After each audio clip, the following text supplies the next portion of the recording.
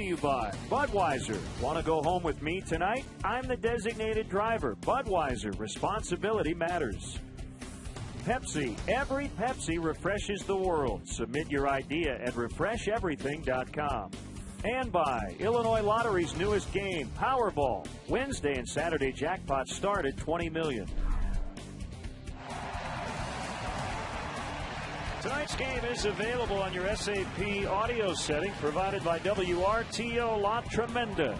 Chicago's Spanish language sports leader, Cubs SAP, brought to you by Galaxy Home Remodeling Experts since 1984. Do great work, give a great deal. That's Galaxy. Hector Fabregas and Elio Benitez with a call in Spanish tonight. Now the San Diego Padres lineup written out by a guy who might win the Manager of the Year award. Pretty good chance of that. Bud Black, former Major League lefty. Former Cub Jerry Hairston Jr. leads it off. He's at second base. Miguel Tejada recently acquired. He's at short. Gonzalez, their best hitter, at first. Ryan Ludwig, the former Cardinal, is in right. Your Victoria Alba catches. Chase Headley, switch hitter, is at third. Scott Hairston in left. Chris Denorfia in center. And the pitcher is Kevin Correa. Let's check out how the Cubs take the field defensively tonight. Behind Tom Gorzolani, brought to you by Pepsi. Every Pepsi refreshes the world. Soriano, Bird, and Fukudome, the veteran outfield. Ramirez at third base. Darwin Barney getting his first start at shortstop here, spelling Starlin Castro. Blake DeWitt over at second base. Xavier Nady at first tonight in place of Derek Lee. Coy Hill once again doing the catching for Giovanni Soto, and he'll be receiving pitches from left-hander Tom Gorzolani. Coming off a no decision against the Giants on that last road trip, went 6 innings, gave up 8 hits and 4 earned runs. He's been throwing the ball extremely well lately. There's not a lot of secrets concerning Tom Gorzolani. Needs to live on the corners of the plate, mixing his off-speed pitches. The crew chief, Gary Cedarstrom, will get the plate tonight. Hometown of Minot, North Dakota. In his 17th season at Hickox Field in Culbreth, Marty Foster is a veteran crew.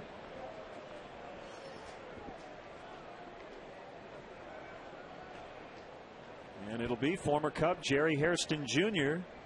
filling in at second base for David Eckstein, who's on the disabled list with a calf injury. And Hairston will lead it off. Won a World Series ring last year with the Yankees. We're underway. That is just foul, wide of third.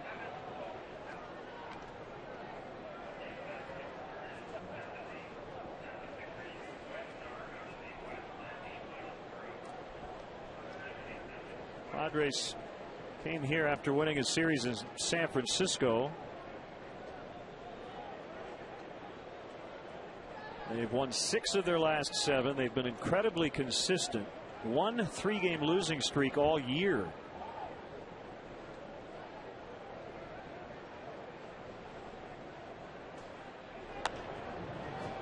It's fouled off to the right. That's what good pitching will do for a ball club. You avoid those long losing streaks and maintain winning streaks.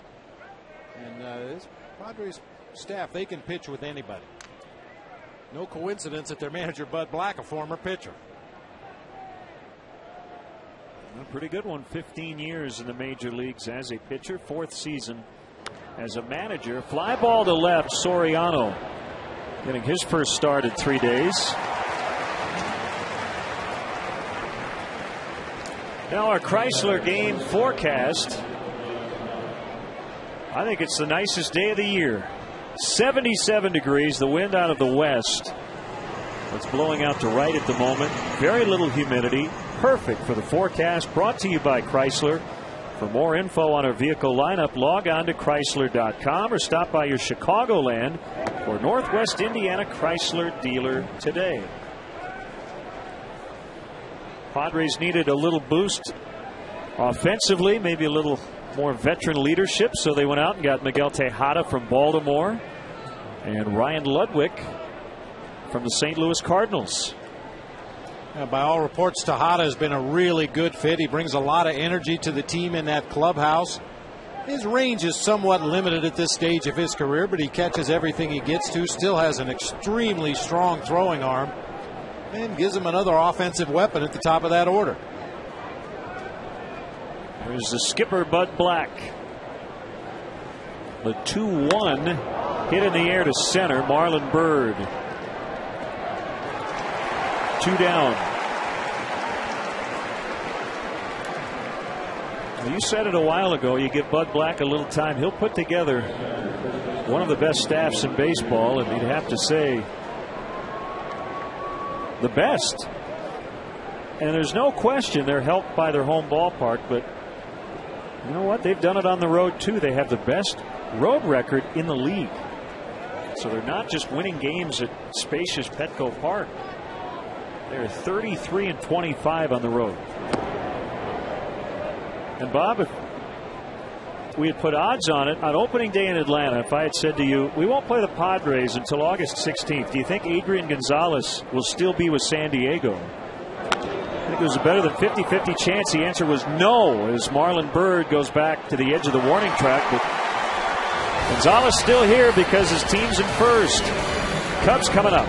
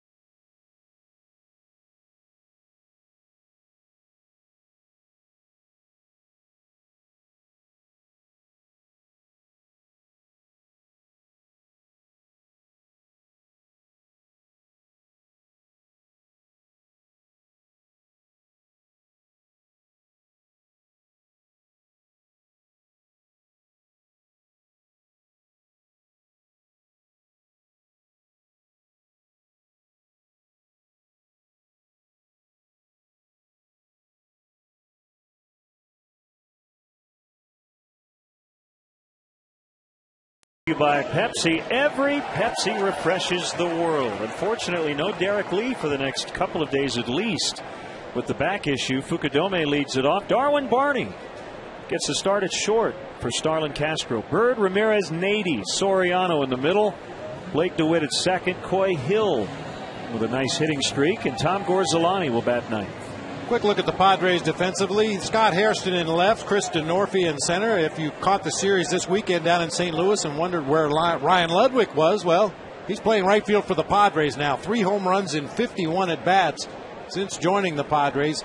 Headley, Tejada, Jerry Hairston Jr., and Adrian Gonzalez across the infield. Yorvit Torrealba doing the catching tonight for right-hander Kevin Correa.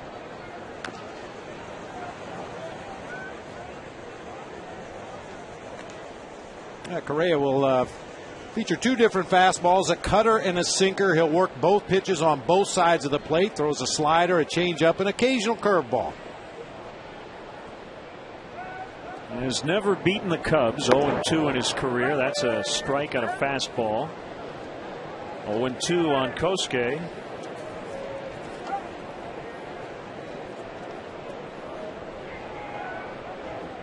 /102nd career start for Correa. He's been right at 500 with an ERA of 4.5 as a starter in the majors.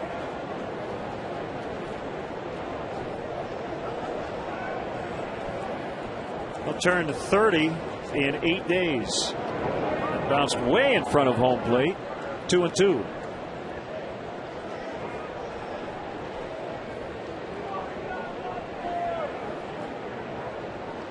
Correa's won 4 of his last 5 starts, but he's not gone more than 6 1/3 inning in any one of those 5 starts.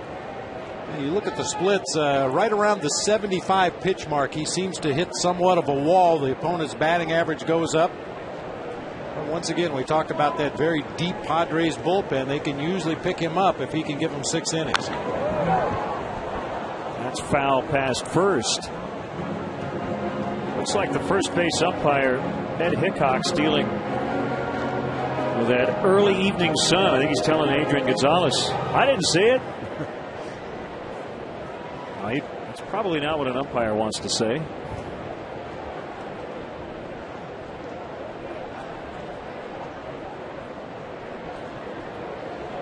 The 2-2 pitch off the end of the bat, and that'll get down and left. And in front of Scott Hairston, it's a leadoff single for Fukudome.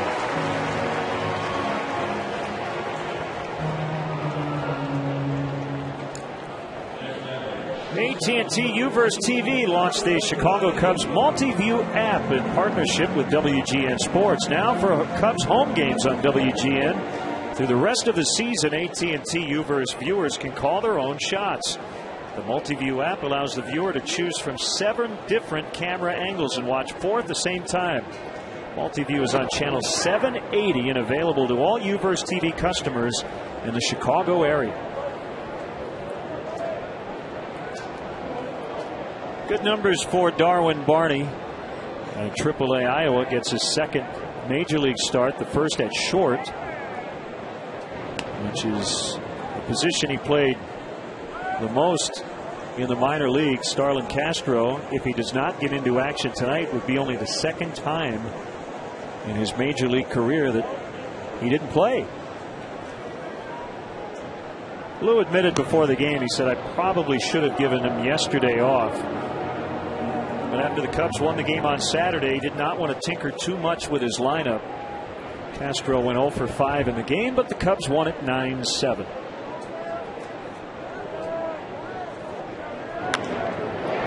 Down the right field line, and it's down.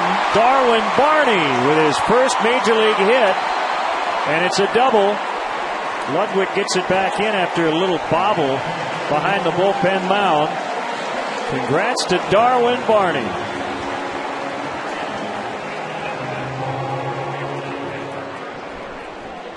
Hopefully the first of many for Darwin Barney. A real good contact hitter, a guy that can spray the ball around from foul line to foul line, and baseball's going to end up on his mantle one of these days. And most importantly, the Cubs have 2 on in scoring position with nobody out.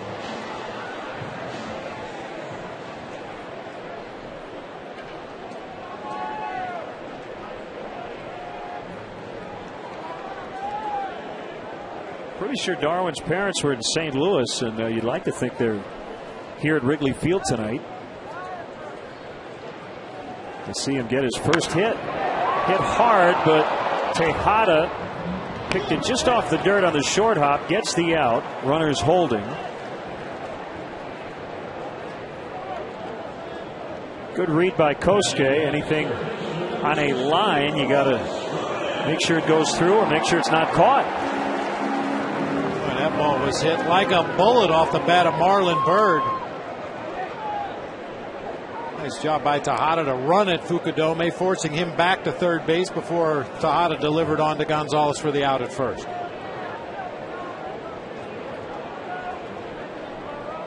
Here's Aramis Ramirez. Cornerman in a little bit, back up the middle. And a called strike. And a fastball that just caught the bottom and outside part of the zone.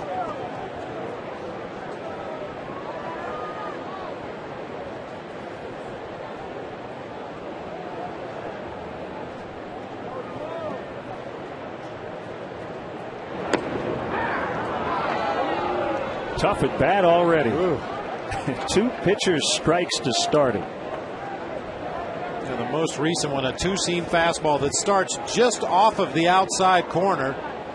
And in the estimation of Gary Cederstrom, it tailed enough to catch the outside corner for a called strike 2. Swing and a miss, so he expands his zone, gets him on a slider. 2 down in the inning. Boy, that is just textbook by Kevin Correa. Not sure if he can have that kind of command all night long, but at least for the at-bat of Aramis Ramirez, you can't do it any better than that.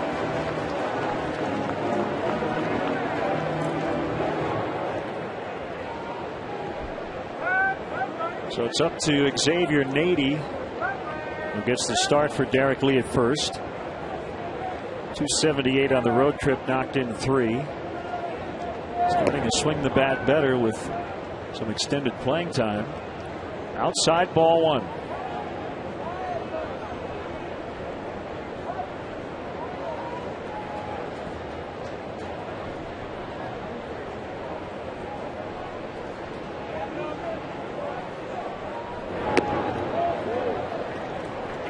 Now 2-0. Soriano on deck. First base is open.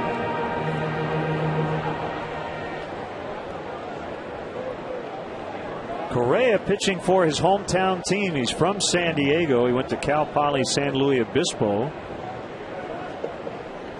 Originally with the Giants.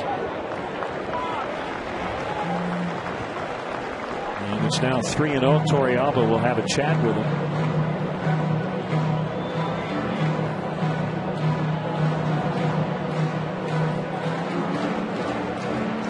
These two teams will get well acquainted with one another. The 4-game series here this week, and then in about 6 weeks we'll see the Padres in San Diego, and those games might have a lot of meaning. Final week of the season.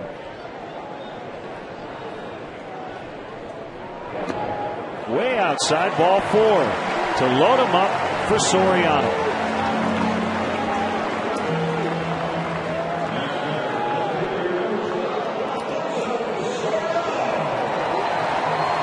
Question, a pitch around of Xavier Nady right there. Alfonso Soriano more of a free swinger. I would imagine Kevin Correa and Yorvi Torrealba feel they can expand the zone on Soriano, get him to chase some bad pitches.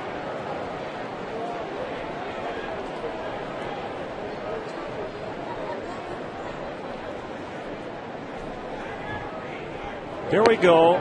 Strike 1. First start since Friday for Soriano, only the second start for him over the Cubs' last 5 games. So he starts this series fresh. Just 4 for 18 on the trip. Shank foul, and he'll probably see a very healthy dose of sliders from this point on. Well, if history holds true, he's either going to get high fastballs up around shoulder high or sliders off the plate low and away.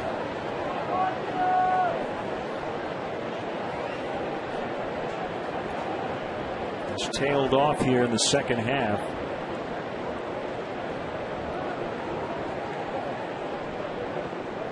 Oh, 0-2 pitch. There's the high heat at 96 on our gun.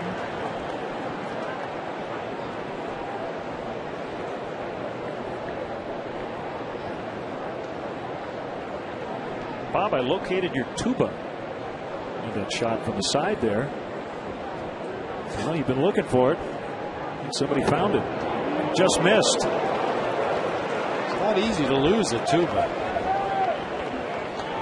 Well, I'm not sure that is a tuba. I don't know what it is, but it's a big horn. It's in the tuba family. There you go. It's a wunba.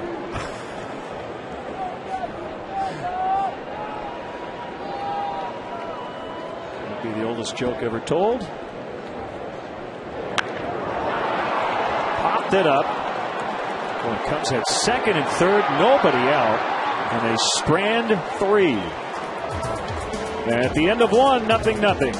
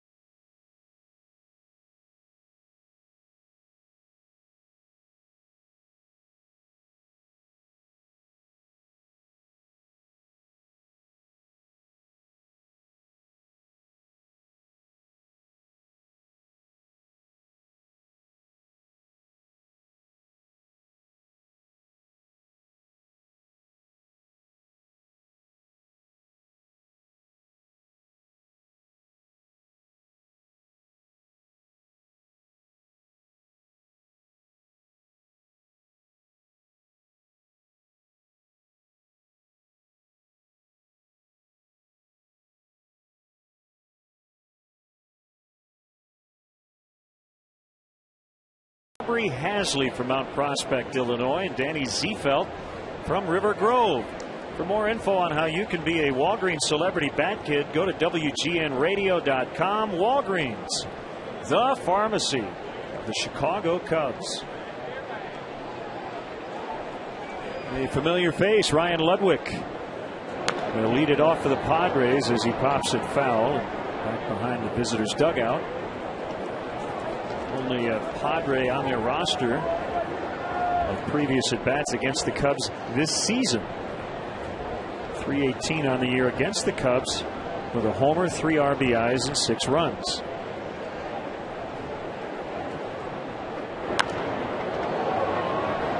This one might bring rain.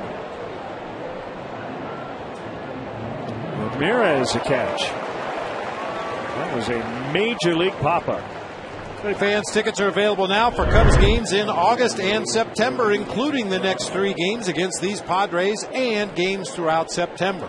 Bleacher seats are available as well. To purchase tickets, visit Cubs.com, call 1-800-THE-CUBS, or visit the Wrigley Field box office. Bob, notice what your Torrealba just did. Looked like he tapped Coy Hill on the shin guard. Coy didn't kick it and say, "You're not my friend." No, that is a very common practice. And I don't know if it's something that guys did to you back in the 1980s or not. But that's what precipitated the brawl the other day in Cincinnati. A lot of hitters will not only tap the catcher on the shin guards as a form of greeting, but also the home plate umpire. First at bat of a game just to say hello. I think I've told the story before. The first game I caught for the San Francisco Giants against the Los Angeles Dodgers, the dreaded Dodgers, and Steve Garvey came to the plate. And of course, Garvey was one of the most hated Dodgers, and he tapped me on the shin guards and said, "Kid, I hope you have a long, healthy career." Now, what are you supposed to do to that? You know, I was all ready to be mad at him and work up a good froth, but he was such a gentleman and wished me good luck in my career. I couldn't be mad at him. Coy Hill with a nice decision to call off Tom Gorzolani. That was catcher's play, and he gets Torrealba. Yeah, that is nice. Did you ever do that for a young catcher? Oh, catchers only, yeah. You'll notice as Coy Hill picks up this ball, watch how he kind of drops his right hand like a claw right down on top of the baseball. A lot of catchers will use their glove and their bare hand and sweep the ball up so they have a sure grip on the baseball. But because of the injury that Coy had with the table saw, he feels much more comfortable just going right after the baseball, dropping his right hand right down on top of the ball. And so far this year, he has had no issues fielding bunts or little choppers out in front of home plate. 2 strikes on switch hitting Chase Headley. This is a side of the plate the Cubs would like to see him on a lot in this series. He's hitting under 200 and a .199 right-handed, 310 from the left side.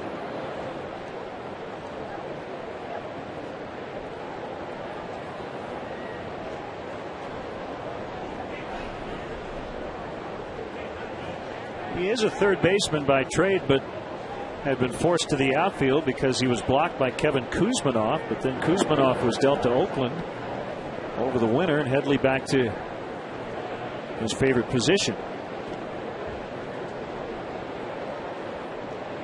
You asked me earlier, Lynn, how are these Padres winning? Well, there's a perfect example. Jonathan Sanchez, the fine left-hander from the San Francisco Giants, threw a one-hitter against the Padres earlier this year. The one hit, a single off the bat of Chase Headley. He proceeded to steal second base, tagged up at second, advanced to third on a foul pop-up at first base, and scored on a sac fly. The only hit they got in the game was the Chase Headley single, and they managed to turn it into a run to win the game. He takes a 2-out walk, and that'll bring up Jerry Hairston Jr.'s brother Scott.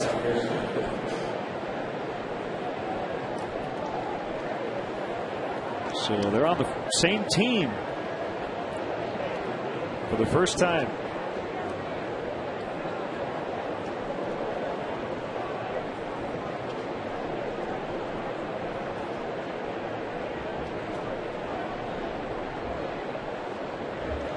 Both pretty versatile guys. Jerry in particular can play really anywhere. Scott plays some second base in all three outfield spots. Bob, you managed Scott, and you saw a lot of Jerry here as a Cub. What's kind of the scouting report in terms of the difference between the two Hairston brothers? I think you hit it on the head, Jerry. A little more versatile, better able to play multiple positions, especially in the infield. I think Scott Hairston is right where he belongs, out there in left field. Good speed, he can run balls down, he has a good throwing arm, and I think Scott has considerably more power than Jerry, although Jerry would argue that fact. They both have 10 home runs on the season. Scott has done it in 266 at bats, Jerry in 392. Scott is 4 years younger than Jerry, who made his major league debut in '98. Scott in '04, playing for Bob Brenly in Arizona. Not long. For him or you? For me.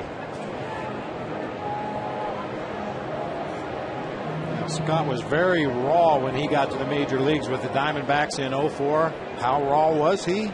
He was using an outfielder's glove at second base.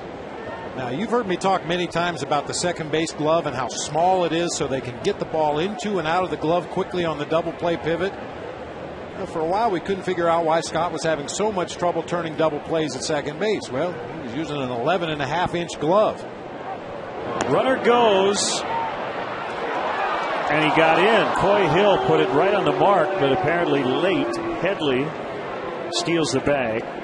Padres went into spring training bound and determined to run more and be more aggressive. And they have been.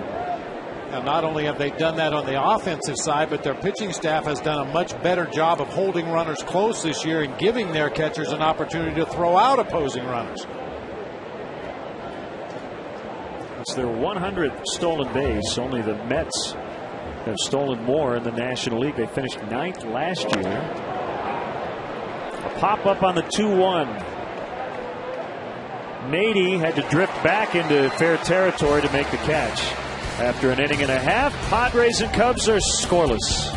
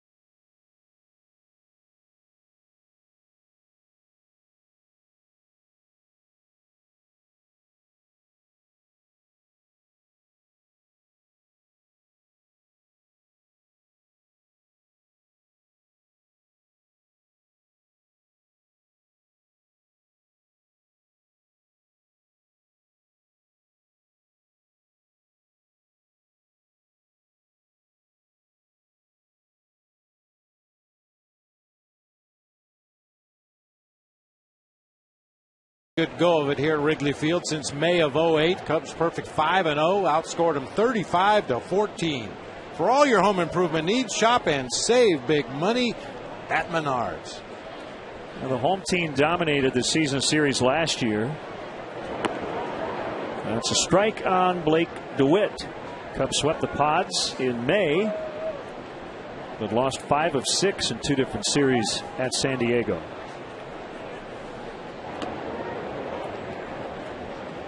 Blake DeWitt very familiar with the Padres. a former Dodger.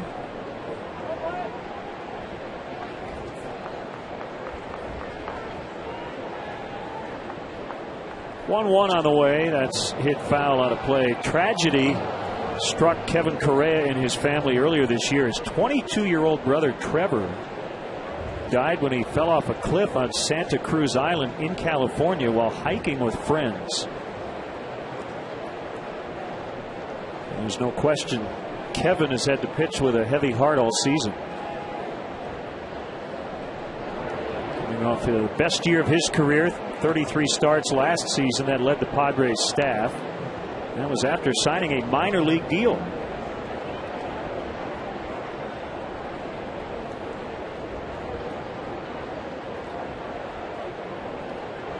Looking for his 10th win here in 2010. Swing and a miss, strike 3 to get DeWitt.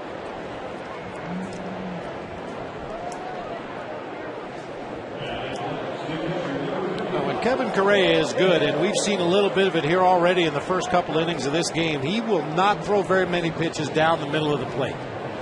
He'll sink the ball on the outside corner. He'll cut the ball to the outside corner. He'll do the same to the inside corner. Mix in some breaking balls, occasional change-ups. Yeah, the key for his success is to stay out of the middle of the plate.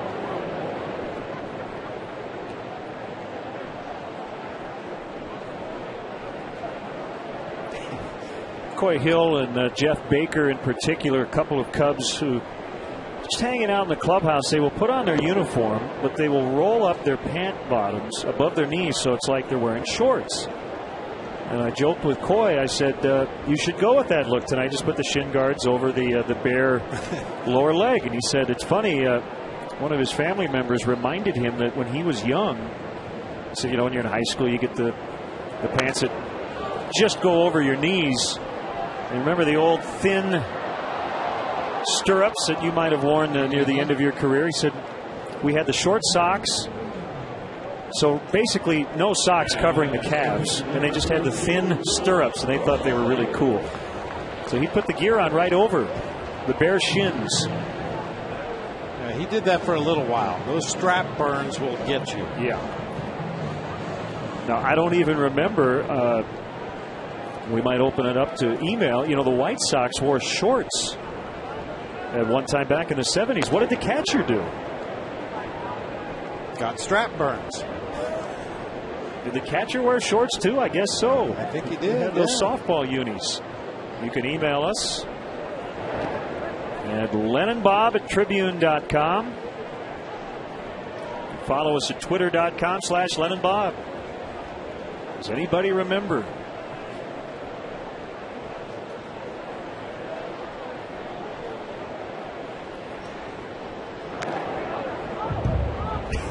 Shorts.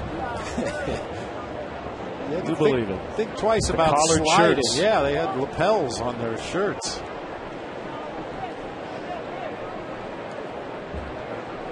There was a lot of experimentation with uniforms in that era. And other things. Not yes. so much with shorts, but the colors, and double knit softball looking pullover jerseys with no buttons on them. And Sanzabel pants. Sweatpants, yeah.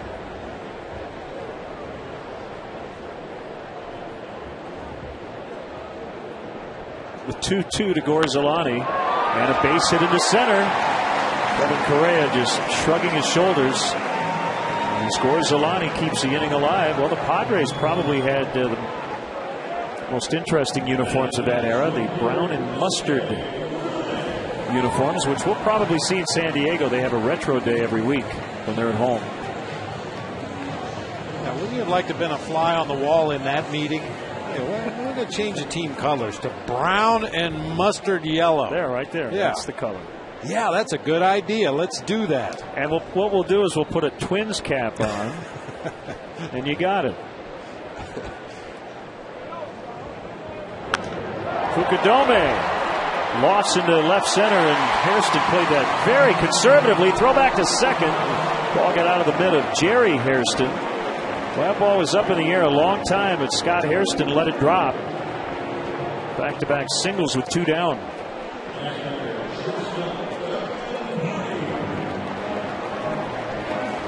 Scott Hairston very cautious as he approached that baseball, but very aggressive as he fired back in behind Tom Gorzolani at second base. He was able to get that left foot back in on the bag. Fortunately, the ball got away from Jerry Hairston.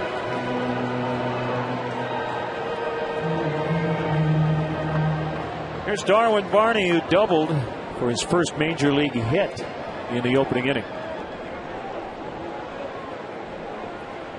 He's wearing Jerry Hairston's old uniform number with the Cubs, 15.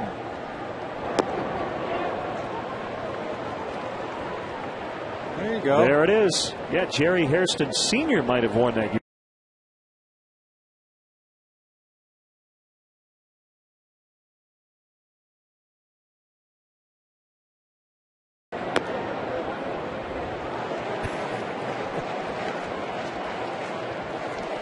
They had a few strawberries on the knees. Oh, man, I can't imagine.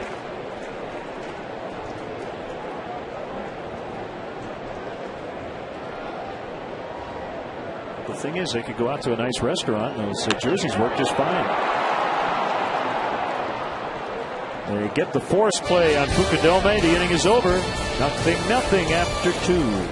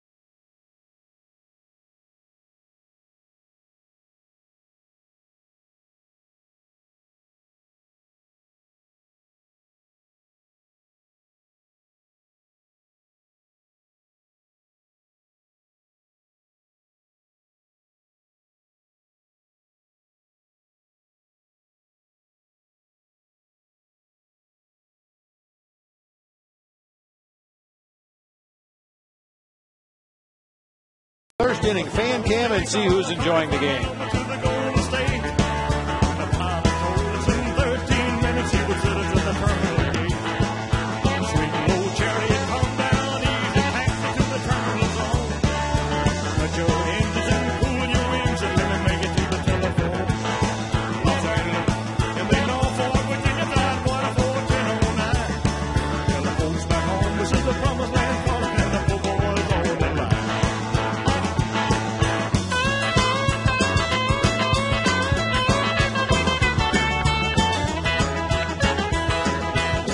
Promised Land by Elvis Budweiser. It's what we do.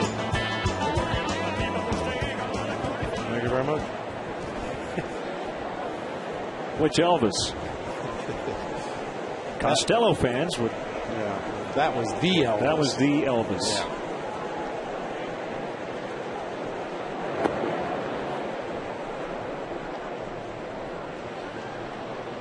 One 1-0 on Chris Denorfia, the center fielder, batting 8th. 33 years ago, Elvis died. It's gosh, I'm trying to think how old I was. I remember the day.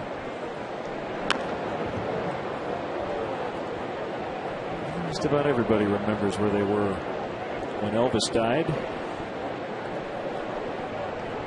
I'm not sure where I'm at right now. 1977. 2-2 on Denorfia, the pitcher Correa, and then back to the top and Hairston Jr.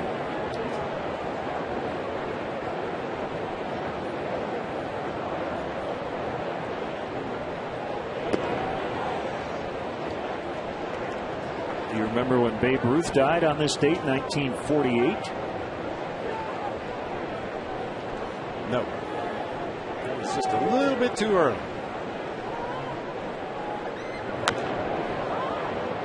Popped into right. Fukudome underneath.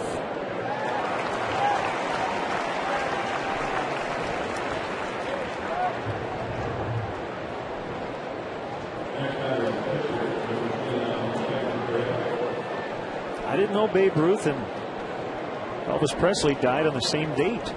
That's kind of weird. August 16th.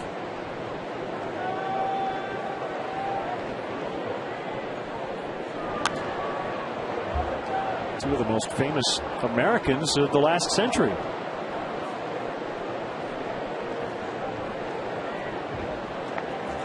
How many hits did Elvis have in the big leagues? He had a lot. A lot of hits. Not the big leagues. No. But then Babe was never top of the pops either. So. No.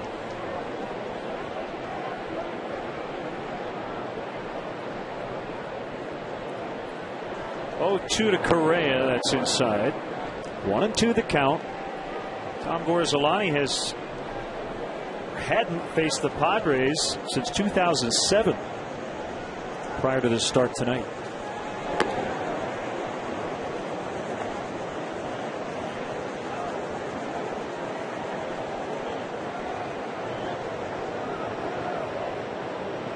That was as a Pittsburgh Pirate. Correa broke his bat. Cub fans, the Pepsi Refresh Project is providing millions in grants to help communities around the country. The Cubs are competing with other MLB teams for a $200,000 Pepsi Refresh grant. Their idea is to support the Humboldt Park Children's Baseball Leagues, allowing hundreds of kids to play ball at no cost to their families. Vote now at MLB.com/Pepsi Refresh. Or text Cubs to 76462. The team with the most votes by tomorrow, August 17th, wins the $200,000 grant for their idea. Let's make sure the Cubs get that grant. Absolutely. It's easy. It's free. Go to the MLB.com website. There's a icon at the bottom of the page. You can click on it and cast your vote.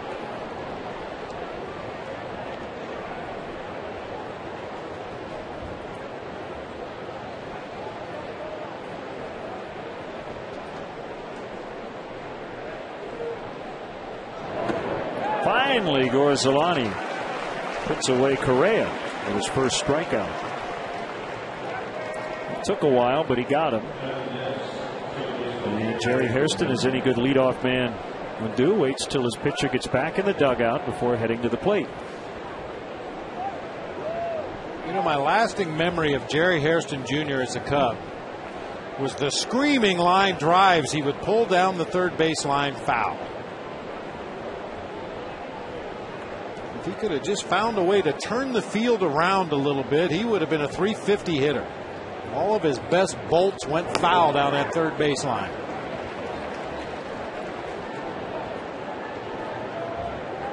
Jerry came from the Orioles along with Mike Fontenot and a right-handed pitcher, David Crothers, in exchange for Sammy Sosa, February 2nd, 2005.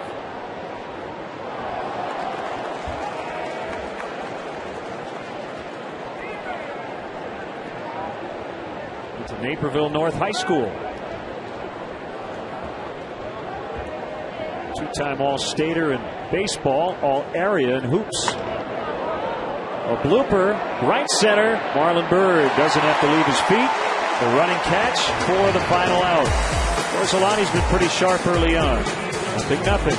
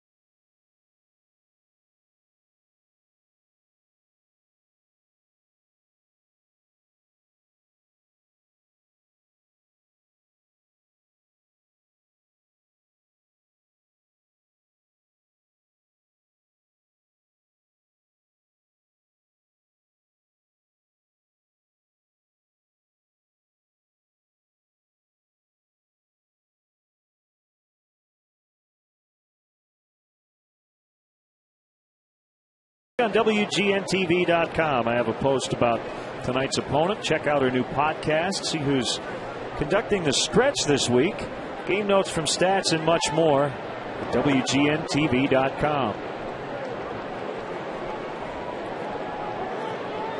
Marlon Byrd hit a ball hard with runners at second and third, nobody out in the first inning, but he hit it right at Miguel Tejada, who threw him out.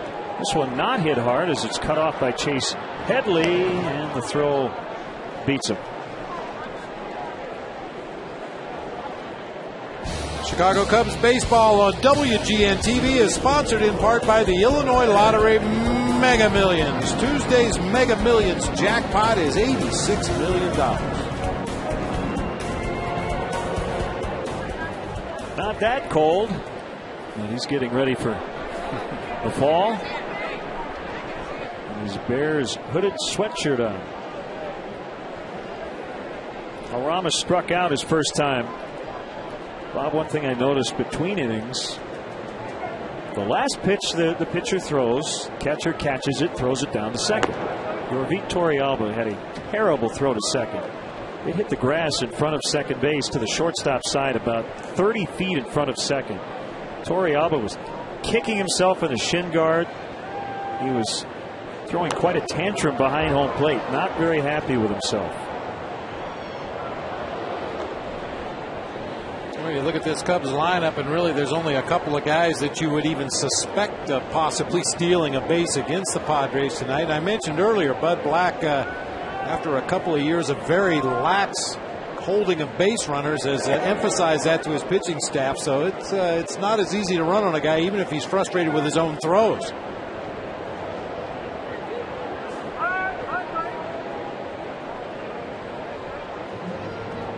I don't know if anybody in that home dugout saw that. The ball hit hard. This one clanks off the glove of Tejada. So Ramirez is on. We'll see how Bob Rosenberg decides to score it. What do you think? I think that's got to be an error. It was only a step or two to his left. It was hit very hard, but that's not the determining factor. There are a lot of hard hit balls that defenders make the play on all the time. That seems to be a clear-cut error to me. And it is. Tejada is a shortstop, but when he was with the Orioles earlier this season, he played third base. That was his first career action at third. And in fact, it was his first experience at a position other than shortstop. He's back at his natural position here with the Padres. And he's talking to himself.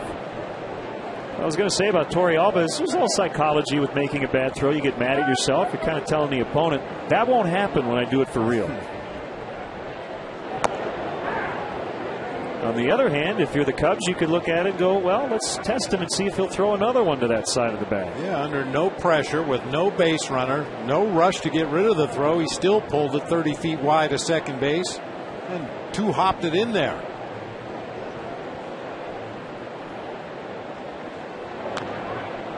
Of course, if you believe in conspiracy theories, maybe he's setting the Cubs up.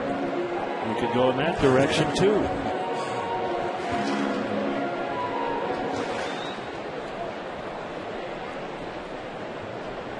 That's one thing that infield instructors used to be real sticklers on. Most teams don't take infield practice before the game. It used to be both teams would come out and take batting practice in their allotted time. And then they would come back out and take a round of infield practice. And it was an opportunity to showcase your arm and show the scouts what you had. And infield instructors used to hate it when you made a bad throw in infield practice, because there's no runner, there's no rush. There's no reason to throw a ball if you don't have a good grip on it. But it would happen occasionally, and that would usually set the coach off. What are you going to do when there's a runner out there? Way outside, 2-2. Well, I'll take it further.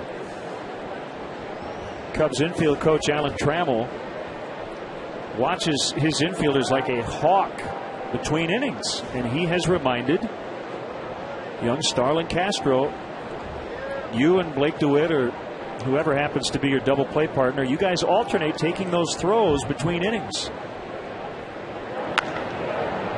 Backhanded by Tejada. And the turn by Hairston. That goes 6-4 to 3 to end the inning. After 3, we're scoreless from Wrigley.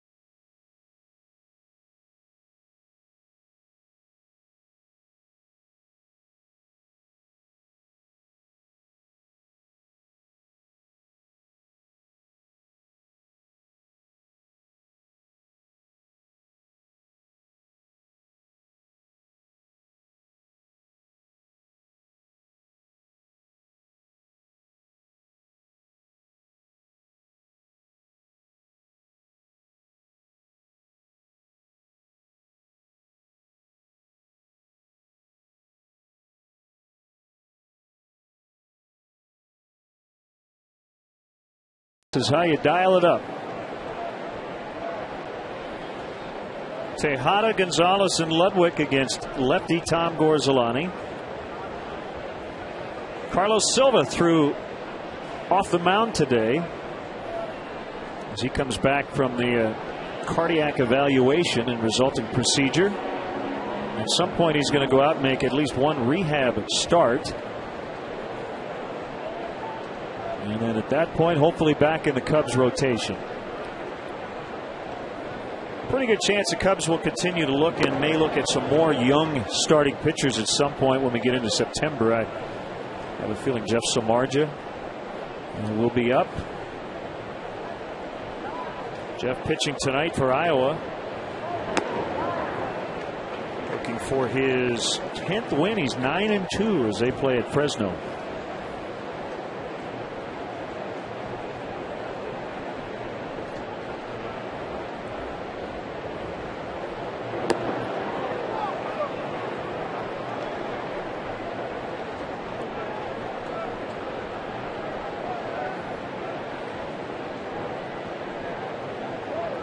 Three and one on Tejada. And the very dangerous Adrian Gonzalez on deck. That's rolled into center for a base hit. Their first hit, second base runner. Good to see former Cub outfielder and first baseman Larry Bittner at the ballpark tonight. A 14-year major leaguer, including 1976 to 1980 as a member of the Cubs. From Pocahontas, Iowa. 274 lifetime hitter. Former Washington Senator. He played for Ted Williams when he came up to the big leagues in 1970.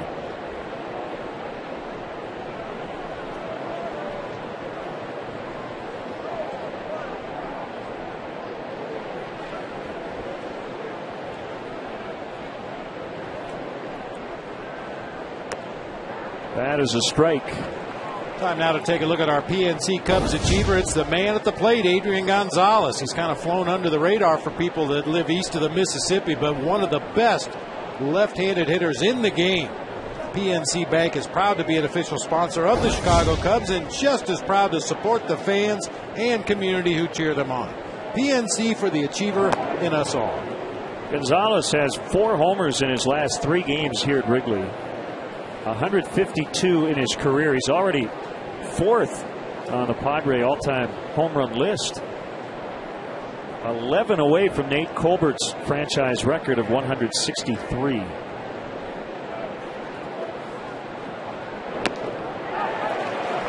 And he strikes out.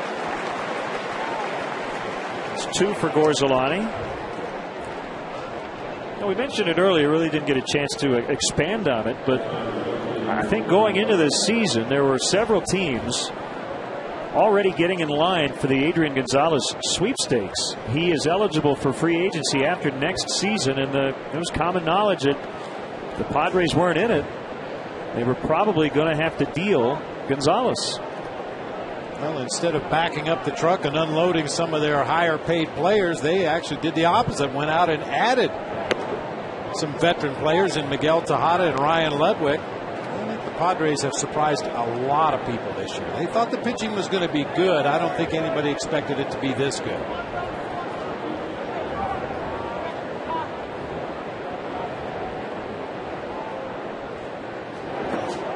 Ludwig chased, and Tejada would have been dead at second base.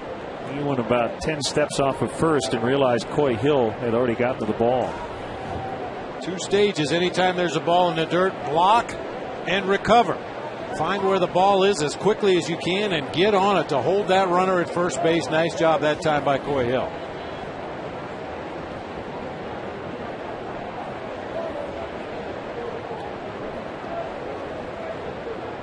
Well, as Lou Piniella says often, September can be a fooler in terms of evaluating what you have for the following season. But last year, the Padres went 37-25 over the last couple of months. And they absolutely carried it over into this season.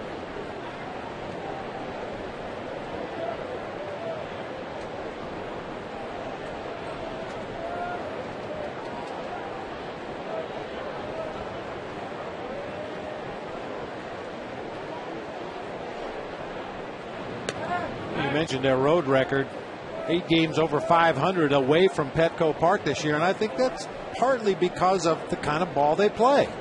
They're not really reliant on the home run ball. They've got a few guys in their lineup that can go deep, but they're a team that has to manufacture runs to win in their home park, and that plays just as well on the road.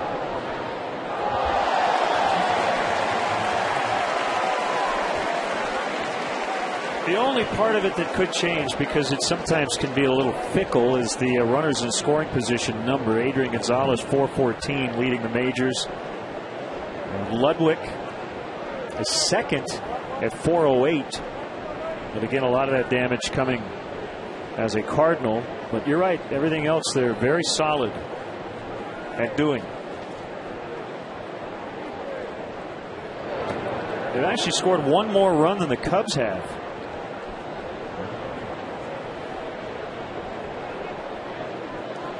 Fewer hits, fewer home runs. Cubs have better on base percentage and slugging percentage.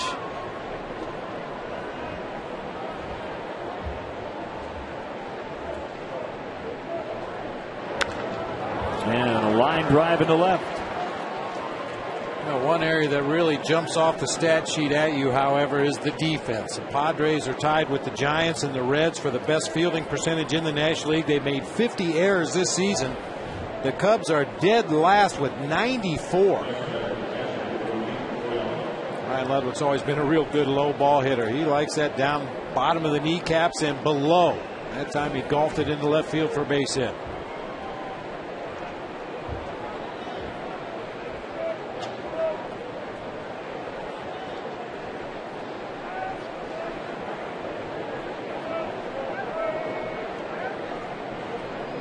First time they've had 2 on as Torrealba takes ball 1.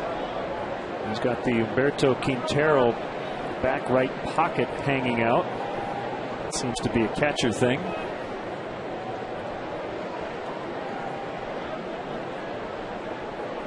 That's because catchers don't have the time to put themselves together like other players do. You think about it, you end the half inning, you go back to the dugout. Maybe you're the fourth or fifth scheduled hitter in the inning. Well, you're not allowed to be in the on-deck circle with your catcher's gear on, so you got to take all your gear off. And many times the guy in front of you makes the last out of the inning. Now you got to run back in, put the gear back on. Barney high flip. DeWitt, however, recovered nicely. And they had time to get Torey Alba. So they turn a 6-4-3 to get out of the fourth.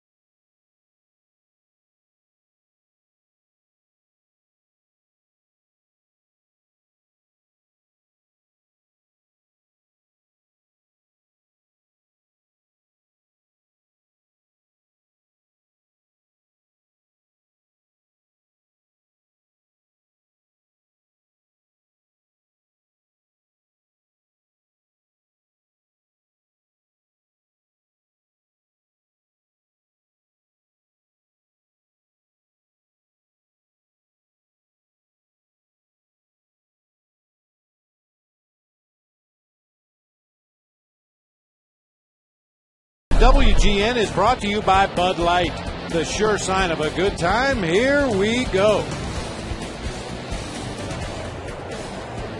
0-0 against a stingy pitching staff. The Cubs have had chances tonight against Kevin Correa, but they haven't pushed across that first run. Stranded 5 in the first 2 innings.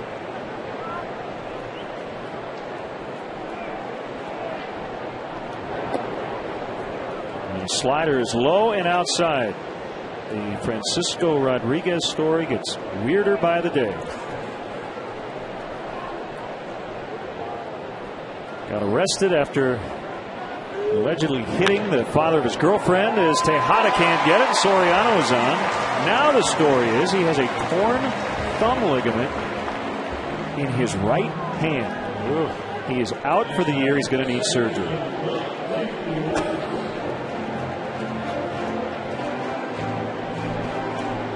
A double play to end the last half inning. High toss by Darwin Barney. It looked like Blake DeWitt came off the bag there and never came back down on it. That's the definition of a neighborhood play right there. As Torey Alba was thrown out at first base to complete the double play.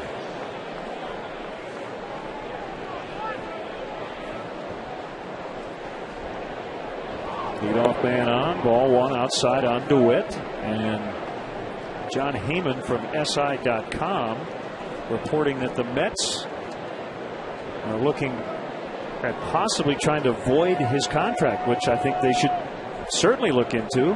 There's a lot of small print in those contracts about code of conduct and the like.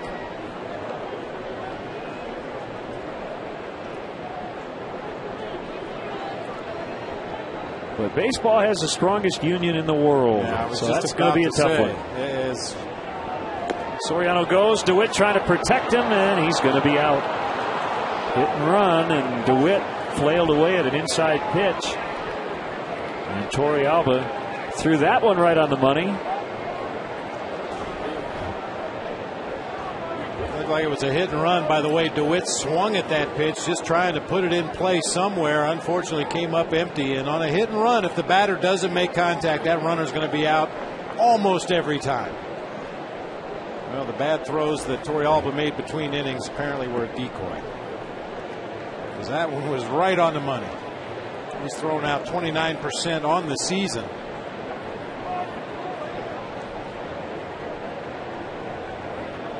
Rodriguez, by the way, signed through next year. He signed a 3-year deal worth $37 million prior to last season, as DeWitt lines out to Hairston. Tomorrow's Polish Heritage Night here at Wrigley Field, presented by Pepsi. Watch the Cubs battle the Padres at 7:05. Don't miss the special discounts and Polish-themed activities before and during the game. Fans attending the game can also get a commemorative Cubs cap with a $5 donation to Chicago Cubs Charities, which will help support Chicago's Polish community. For more info, visit Cubs.com. Blackhawks analyst Eddie Olczyk will stop by and handle the stretch tomorrow night. Cubs legend Ron Santo will sing from the radio booth here tonight. 1-1 on Coy Hill. Came in with a 7-game hitting streak. His career long streak is 8.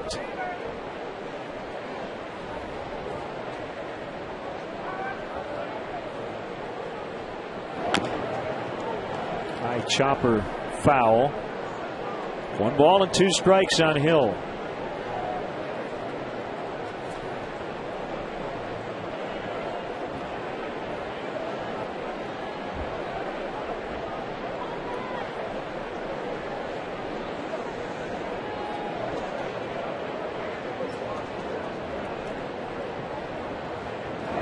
Swing and a miss to end the inning. Correa and Gorzolani dueling zeros through 4.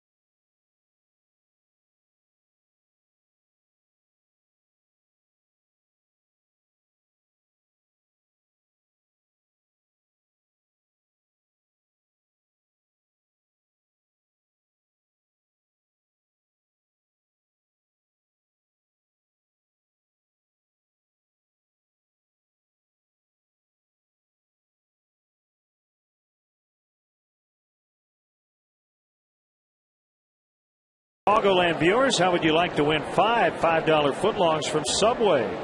Just be the 500th texter to text Subway to 97999. Go to WGNTV.com for complete info and rules.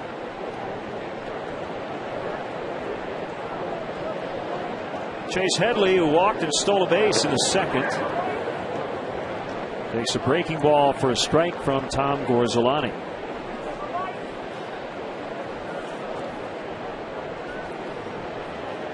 Tom has gone 6 or more innings over his last 6 consecutive starts.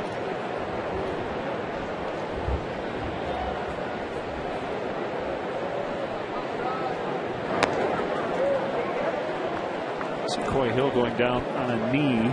Did you ever change what you did with nobody on base? Really exposes that quad area, but I know it just kind of mixes it up. Well, there's a way you can sit and try to protect yourself and still go down to a knee, but my theory was always keep the padded areas between myself and the baseball whenever possible. Now with 2 strikes, of course, he has to be ready to cover anything in the dirt. And a potential swing and miss. That's fouled back. Still 2-2.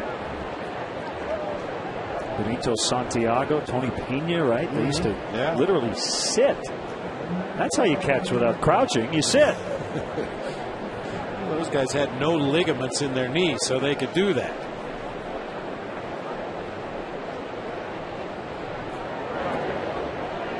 Yeah, that would feel rather vulnerable.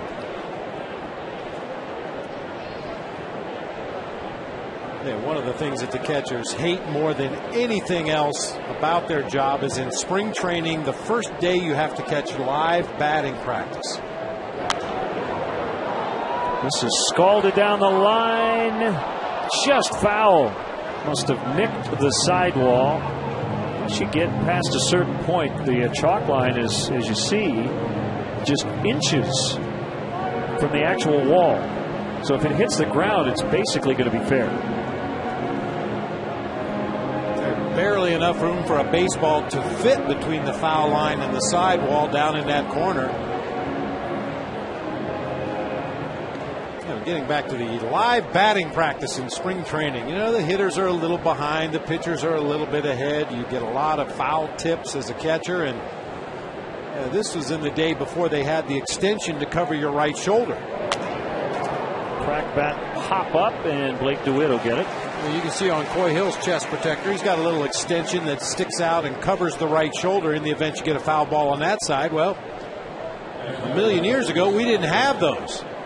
So when we had to catch live batting practice, we would take our chest protector off, turn it around backwards so that the protection was now on your throwing shoulder rather than your left shoulder, because if you had to get hit, you'd much rather get hit in your non-throwing shoulder. And then you would try to get small. That was our motto. Get small for live batting practice. You tried to get everything behind the mitt and the mask so that you got hit by as few foul tips as possible.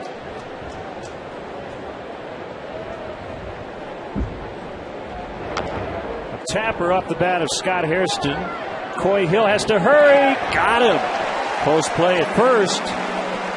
Let's step aside and see what's coming up on WGN.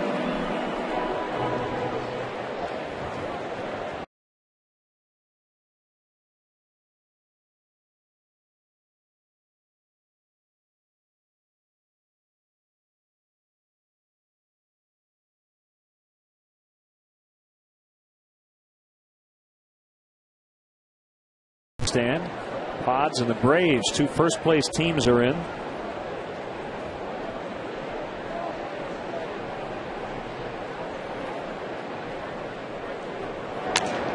Denorfia broke his bat as he rounds first with a 2-out single. It's about 3 bats I can think of that Gorzelani has busted already tonight. This one cued right off the very end of the bat.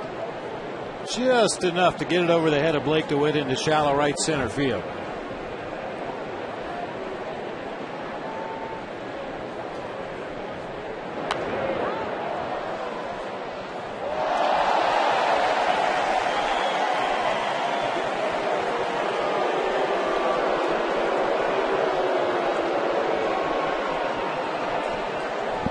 Correa gave Gorzelani a good battle his first time up before finally succumbing and striking out. Well, he pulls this one to left. Soriano was way off the line, and Denorfia is going to try to score. Relay throw from Barney will be late. Kevin Correa with a 2-out run-scoring double to give the Padres a 1-0 lead. Apparently their pitchers not only can pitch, but they can hit too. Well, not before this evening. Kevin Correa had struck out 18 times in 38 at-bats, but that time got just enough to hook it down into the left field corner. Long run for Soriano to get there. Good relay throw back in on a hop to Darwin Barney. His throw to the plate just a little bit too late to get to Norfield.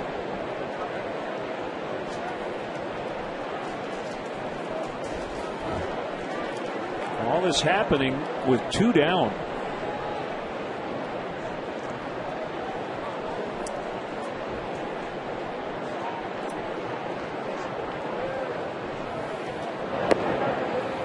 Low for ball 1. As all that was happening, we just got attacked by a humongous cicada. They don't bite, do they? I don't know. No, they don't.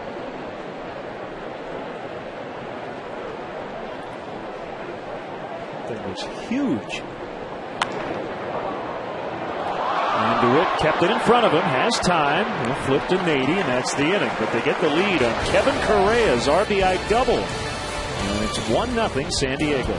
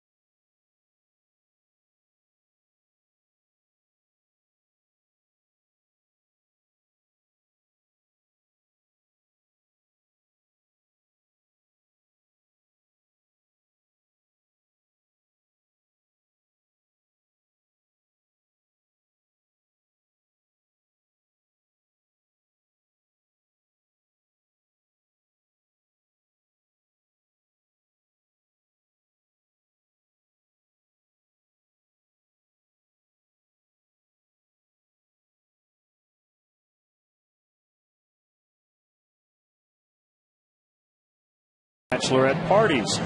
Individual and group tickets are available for all games. For more details, go to WrigleyvilleRooftops.com or call 773-248-ROOF.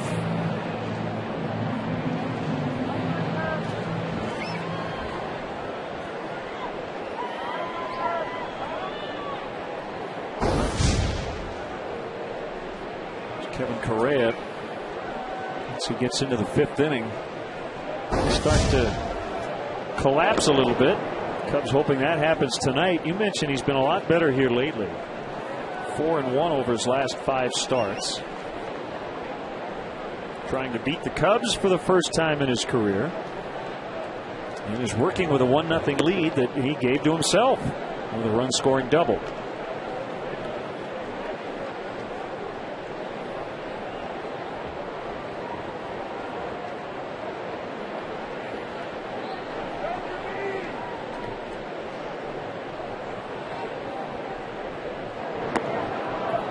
Swing and a miss, strike 3.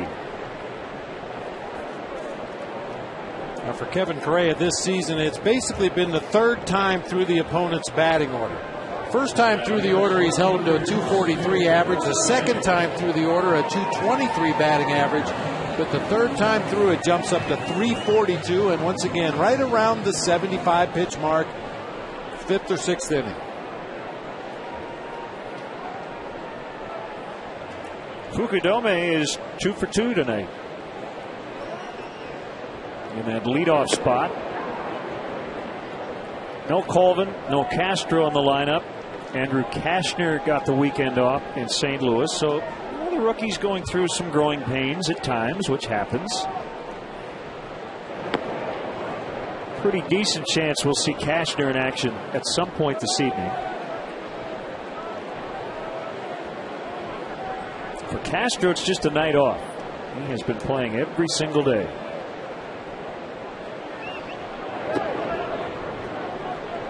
It may be a night off from the game, but it certainly wasn't a day off from his work. Took a lot of ground balls out at shortstop. You take the opportunity when a guy's not starting in a ball game to get a little extra work in the afternoon. In the case of a 20-year-old, if you're talking about a 40-year-old, maybe you just tell him to go lay down in the training room and you call him if you need him. But Starlin Castro working very hard to improve his game.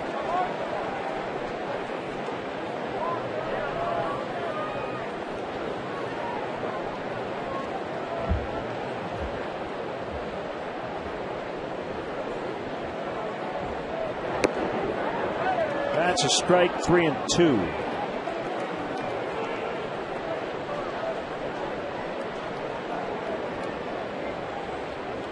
Giovanni Soto is going to take some batting practice tomorrow as he comes back from the right shoulder injury.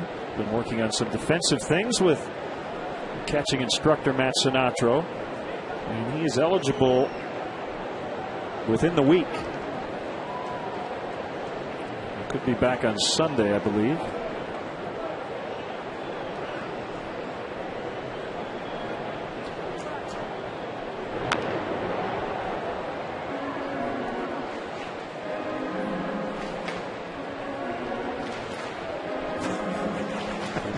That's an extra from the movie Castaway. Yeah. He was a stand-in for Tom Hanks. Usually I see that, I say that's an old bullpen catcher.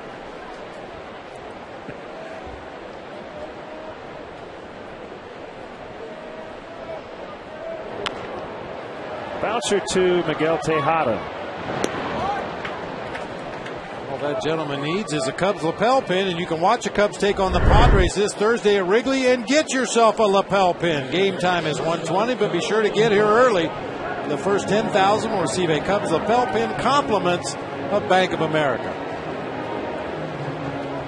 I've got it on this date for you, 1920, and I believe you read this book. I have not. Cleveland shortstop Ray Chapman was beamed by Carl Mays. That would be a fatal pitch. Did you read that book? I didn't finish it. I have it on my list of to-do things. He died the next day from a fractured skull. The only on-field death in the history of the game of baseball. And the pitcher Mays was at that time a notorious headhunter, and most people believe it was an intentional beating. The Pitch That Killed is the name of the book.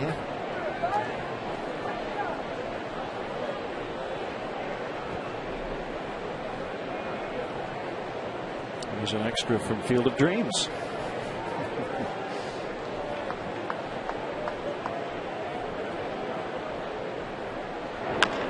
Barney chops to Tejada,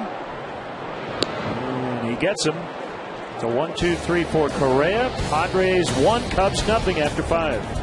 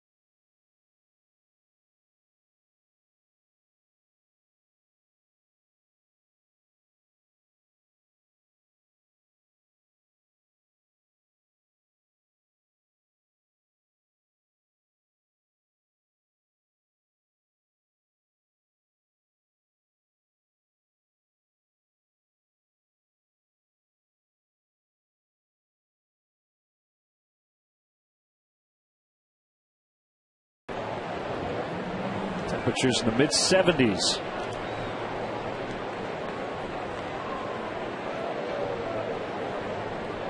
Tiny bubble.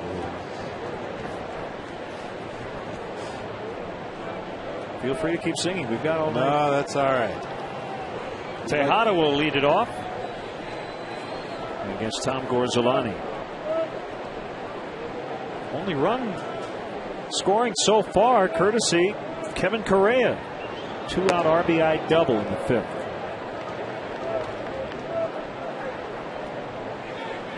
Partial slate around baseball. No finals yet.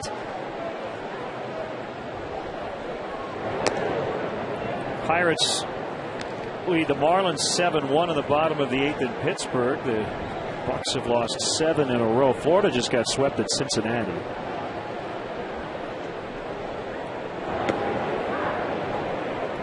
Bob, we saw a lot of the Pirates early in the season. There are 2 pitchers tonight, James McDonald and Chris Resock. 2 guys who were not with the Pirates the last time we saw them. Argenis Diaz is playing short. Chris Snyder catching. Ryan Doman in right. They've undergone a lot of changes since the last time they were here. New bench coach, new pitching coach. Yep. Dodgers and Braves 1-1 in the 8th. Chad Billingsley and Tommy Hanson still in there as Barney just couldn't get it. Tejada's on with his 2nd hit tonight. Hey, the 26th annual Cubs convention will take place at the Hilton Chicago January 14th, 15th, and 16th, 2011. Rooms are available now by calling the Hilton Chicago at 312-922-4400 and asking for the Cubs convention rate. Weekend passes go on sale in early November. For more information, visit Cubs.com.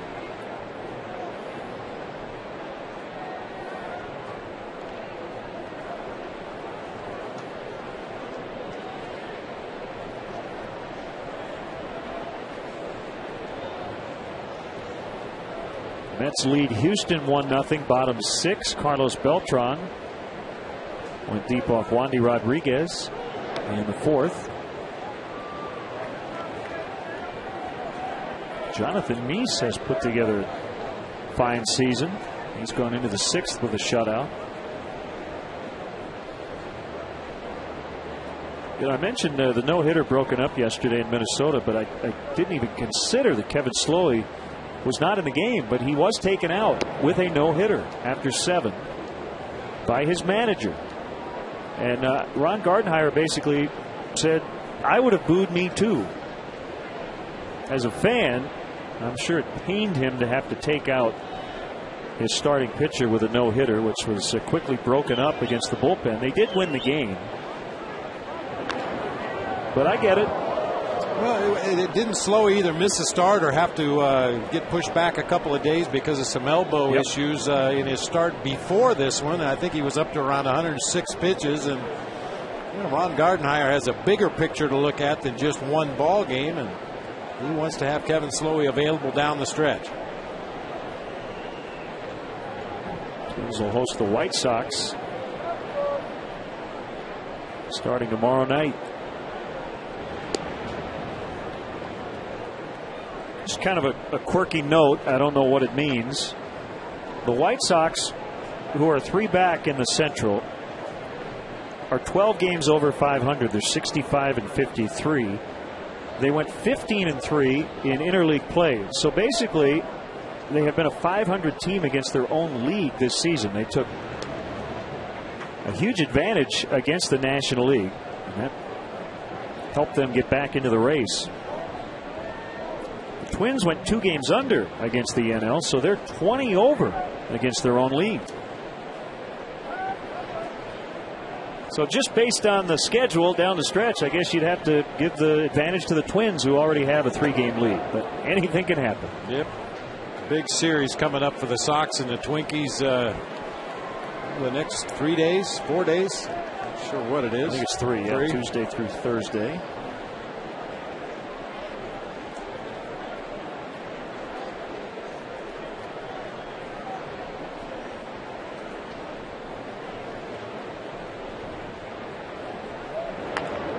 Pulled into right by Gonzalez. That'll send Tejada all the way around to third. They're at the corners with nobody out.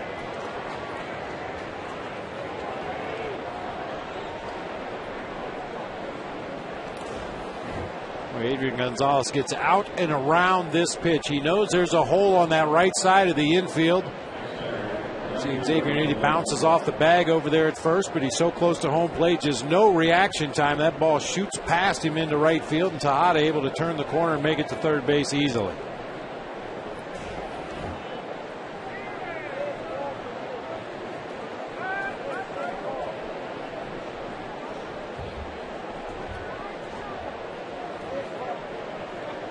Cubs will concede a run for a shot at a double play. Ludwig lifts to right. This will get Tejada in. Gonzalez also tagging, but Kosuke's throw goes right to the cutoff man near second base. Sac fly, Ryan Ludwig, 2-0 San Diego. Elaine Holiday from Chicago is tonight's Hit the Jackpot with Powerball contestant. If the Cubs hit a home run in the next inning, Elaine Holiday will win 100 chances to win the Powerball jackpot. Wednesday's jackpot is worth $64 million.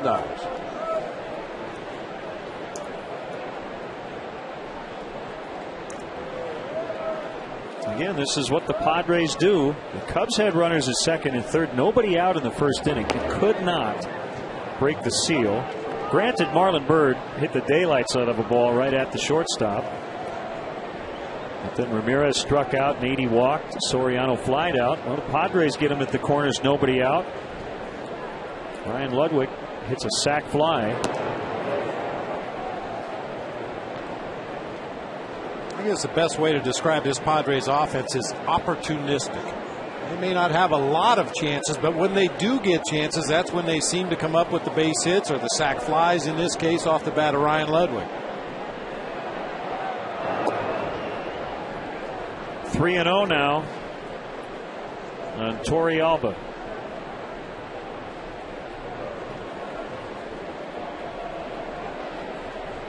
Torrealba looked like he wanted to hit away sign here. 3-0, looking right into his own dugout at his manager Bud Black.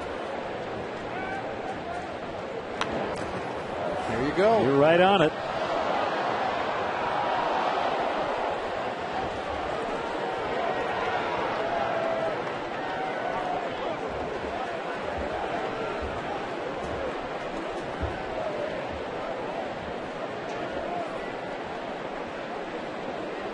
And as we often say, if you're going to swing 3-0, you'll let it loose on a 3-1 if the pitch is where you want it. And he does.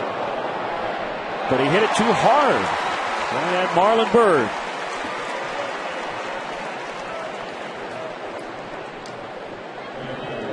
It's a cruel game, Jorvik. It really is.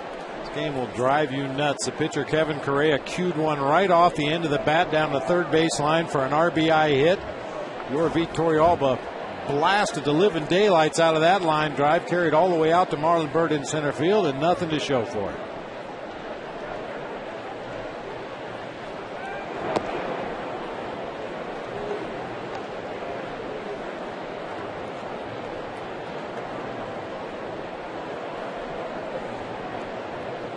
One and nothing on Chase Headley. I mentioned Bud Black has to be in the driver's seat for the Manager of the Year award in the National League. They have a new general manager as well. Jed Hoyer came over from Boston to replace the longest tenured GM in baseball, Kevin Towers.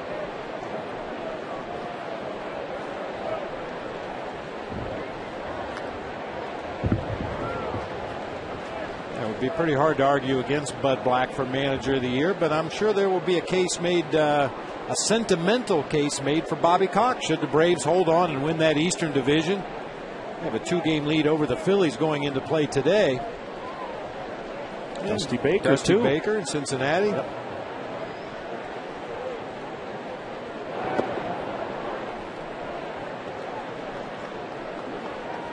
Well, it's not fair, but many times the Manager of the Year and really the Coach of the Year in other sports is given not necessarily for the guy who did the best job, but to the biggest surprise.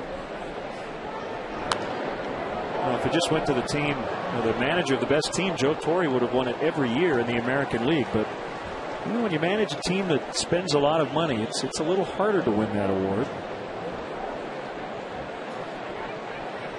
Well, and as we were talking earlier, I don't think anybody in baseball would have picked the Padres to be leading the Western Division or be the front runner to win that Western Division coming out of spring training.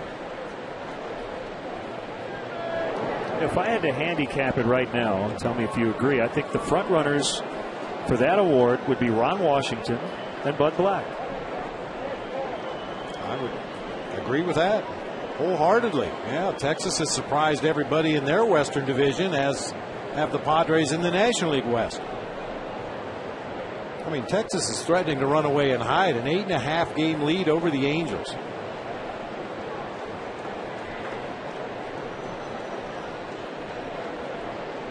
There goes on the 3-2. It's outside. And Bob, if you win the West and beat out who many consider to be the best manager in baseball, currently Mike Scioscia, you deserve that award.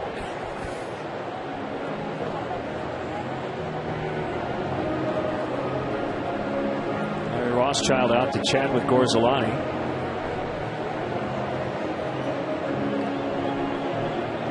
If you were commissioner for a day, would you change the postseason awards, which are given out for regular season success, MVP, Rookie of the Year, Manager of the Year, all of that stuff, and include the postseason in there? Because oftentimes those awards are given after a team is swept out of the playoffs, and you go, well, wait a second. Should those only be regular season awards and have the postseason awards be separate, which they currently are? I don't know. You know, I never really concerned myself so much with all the individual awards because I knew I'd never win any of them. But, you know, for me, this is a team game. And if you win, you win as a team. If you lose as a team. I mean, I guess it's nice at the end of the season to recognize outstanding individual performances. But I really don't have a problem with the way it is right now. And they do have an NLCS and World Series MVP. So if you have a huge postseason, you can win that award even if you're not the MVP of your league.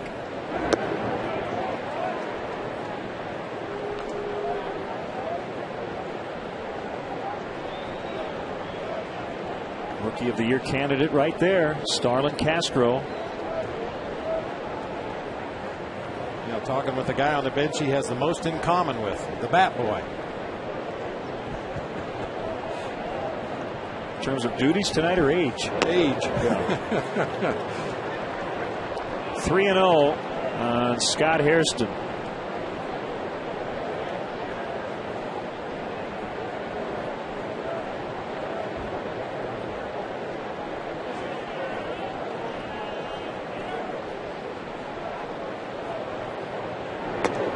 All four to load him up.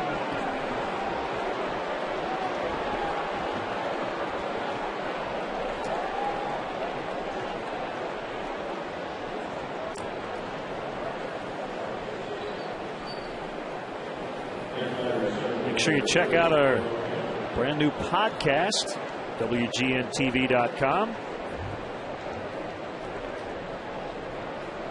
We recorded it yesterday in St. Louis.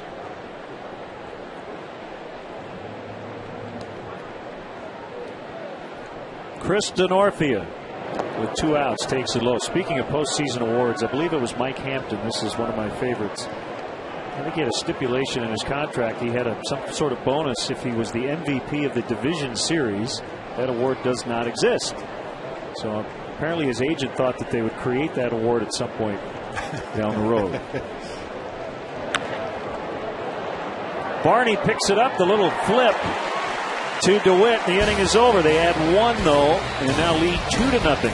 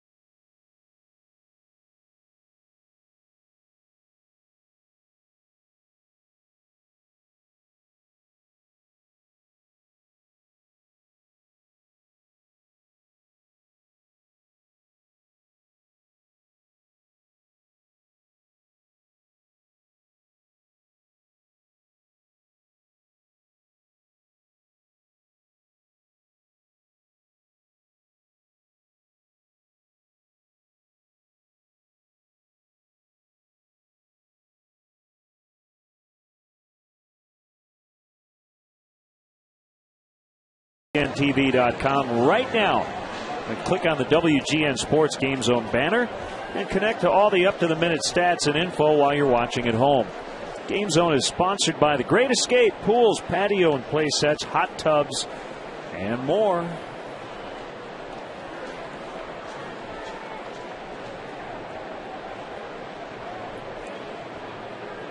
Cubs are down 2-0 to Kevin Correa and the Padres in the first of a 4-game series. High for ball one. We're in the bottom of the 6th. You play the what-if game. Man, the first inning, the Cubs had it cooking. Second and third, no outs. But Correa found a way out of it.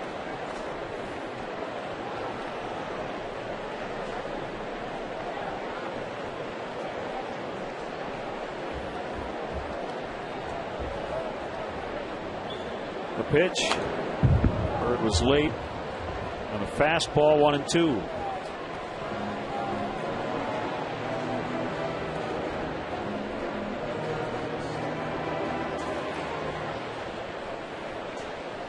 Yeah, we said around the 75 pitch mark historically is when Correa starts to lose his effectiveness. Third time through the order. This is Marlon Byrd's third at bat against Padres right-hander. Let's hope something good happens here.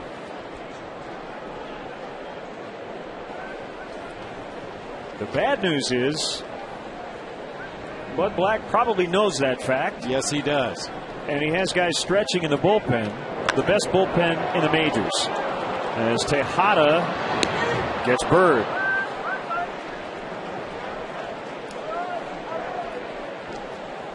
Let's check out who's moving forward with Toyota. Since the 4th of July, only one National League player has more runs driven in than Aramis Ramirez. That's Matt Holliday. We just saw him down in St. Louis over the weekend. Saw Buster Posey before that. I think the one name on that list, Adam Dunn, another guy who we all assumed was going to move at the trade deadline, still playing for the Nationals. The Padres bullpen, a collective 2.68 earned run average.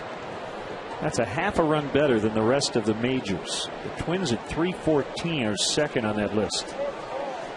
By comparison, the team with the worst ERA out of the bullpen, the Diamondbacks at 6.12.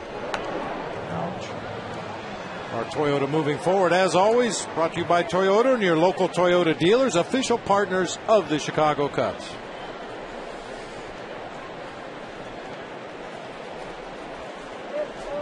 Padre pen has given up a .210 opponent's batting average.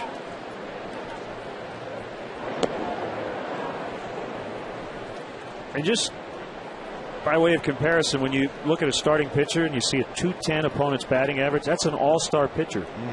That's their whole bullpen.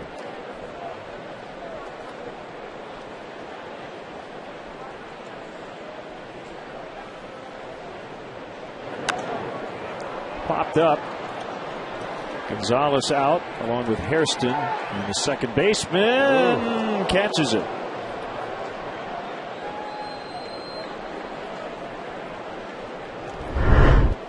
Visit the official online shop of the Chicago Cubs at Cubs.com. Browse the largest selection of official gear, including the latest apparel, nostalgic memorabilia, and authentic classics for the whole family.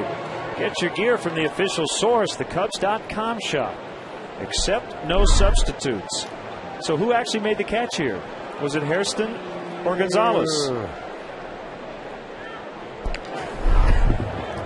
We were talking earlier about that small second baseman's glove. So you can ideally get it out quickly on that double play pivot. It's not really conducive to catching pop-ups, but a little teamwork never hurt anything.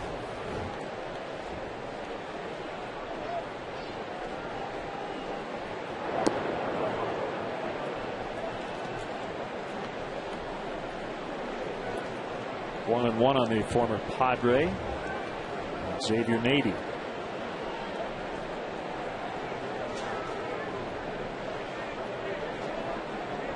The pitch. Bounced that one off himself.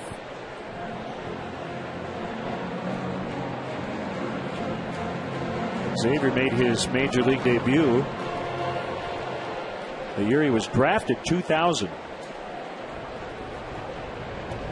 This guy's nasty. Joe Thatcher has been killer against both righties and lefties. We have a mirror image from the other side.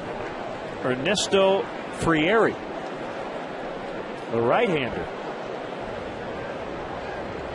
Thatcher against righties has allowed a 122 average against. Frieri against lefties, 071 against the opposite side.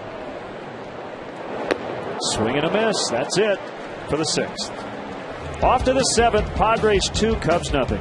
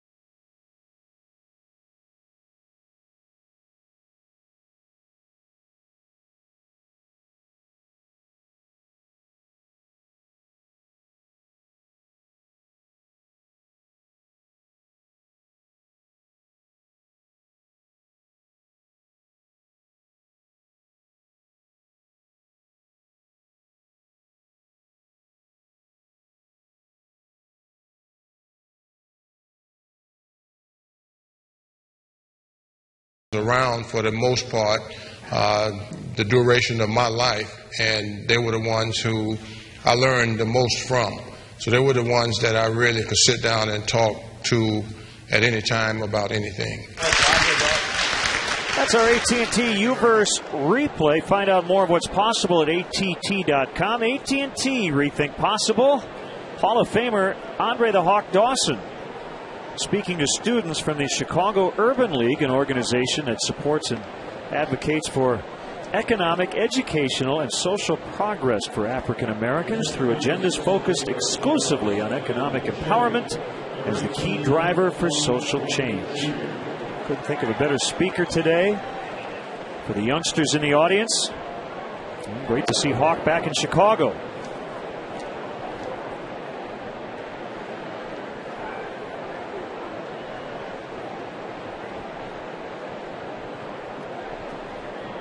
Tony Gwynn Jr. batting for Kevin Correa.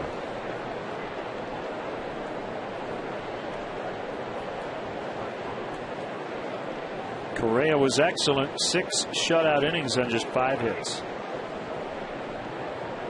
And the go-ahead RBI double at the plate.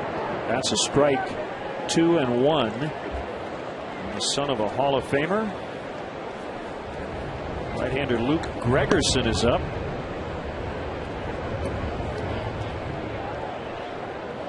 Tony Gwynn has 2 inside the park homers this season. This will not, but it'll be a bunt hit.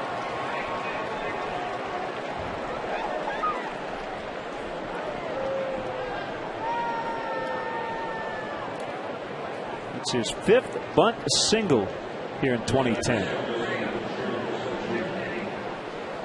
And the 11th infield hit for the speedy Tony Gwynn. Yeah, Speedy is right. 16 stolen bases on the season. He's not likely to be down there at first base very long. See how Bud Black chooses to play it. Orsolani realizes from that position, off balance, falling away from his target, he had no chance to get Tony Gwynn.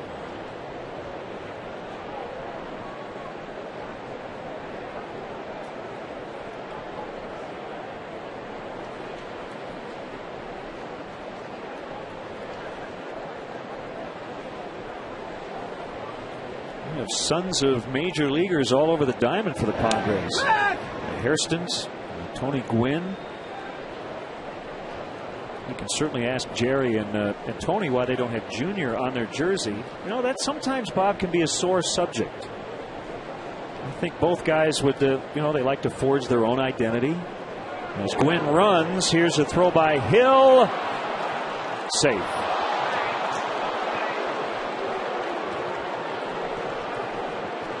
Left out another Padre, Will Venable, his father Max, right. A former teammate of mine. Yeah, we knew Gwynn wouldn't be over there long. The only question was he going to straight steal, or was Hairston going to put down a sac bunt? Well, now you may see the sac bunt with Tony Gwynn at second base. High throw by Coy Hill. Tag applied late by Darwin Barney. 1-0 on Hairston. Ramirez in at third. Hairston shows bunt and takes it high. I think it's a little more difficult for the son of a Hall of Famer. You know, I said it right when he came up, the son of a Hall of Famer, who happens to be Tony Gwynn. When you say that name, you think of one guy. I remember from his days here in Chicago, Jerry Hairston Jr. does not like to sacrifice bunt. He usually tries to bunt for a base hit in these situations. Popped it up. Hill will make the catch. Throw to second. Gets into center. Bird backing up the play, so no harm, no foul. Boy, an accurate throw. I think that turns into a double play out there. Tony Gwynn Jr. out in no man's land when that ball's popped in the air. 1, 2, 3 steps toward third base. Unfortunately, Coy, it looked like he didn't have a good grip on that baseball. Fired a sinker out there to the middle of the diamond. And Marlon Byrd right there to back up the play to make sure Gwynn didn't advance after the pop-up. Well, we've seen the last two Cubs opponents really struggle in getting down that bunt. The Cardinals on Saturday in particular, and the Padres here tonight, even though they lead this game 2-0. Strike to Tejada.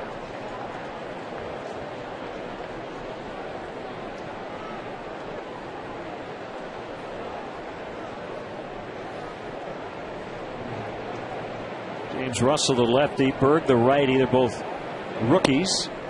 As Lester Strode goes over the scouting report. Tejada clubs that one fair, left field corner. Gwynn's going to score easily. Tejada picks up Hairston, who couldn't get down that bunt.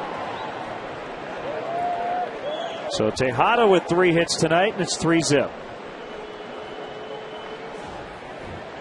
The ball is scalded down into the left field corner. Tejada, much like Ryan Ludwig, a real good low ball hitter. Got one knee high on the inner third of the plate and banged it down into that left field corner for an RBI double.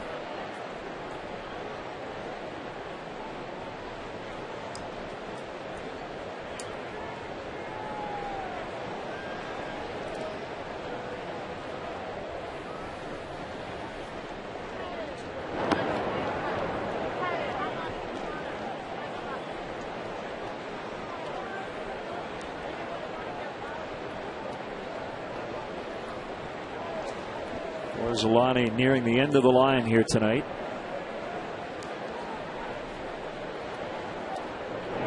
You just don't want to have to score a boatload of runs against the stingiest pin in the league. Cubs will have 9 outs to work with against that bullpen, but trailing 3-0.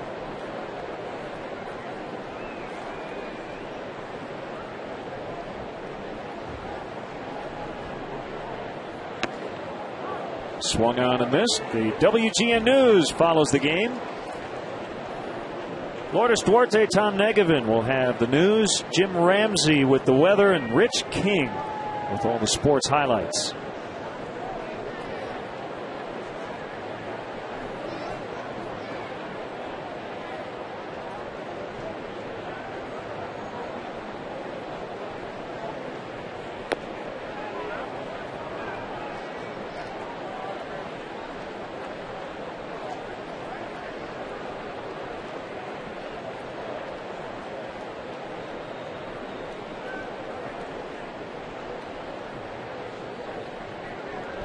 2-2 to Gonzalez, 1 out.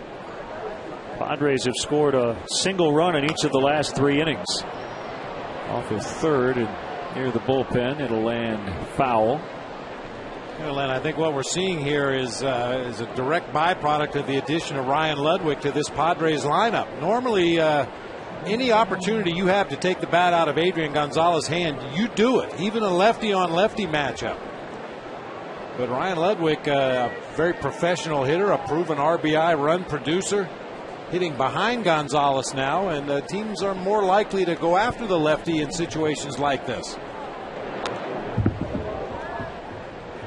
Now, the funny thing is, Gorzelani actually has better numbers against Ludwig than he does against Gonzalez. Gonzalez 5 for 12 going into this at bat. Ludwig with his base hit earlier in the game, that was only the second hit he has against Tom Gorzelani in his career.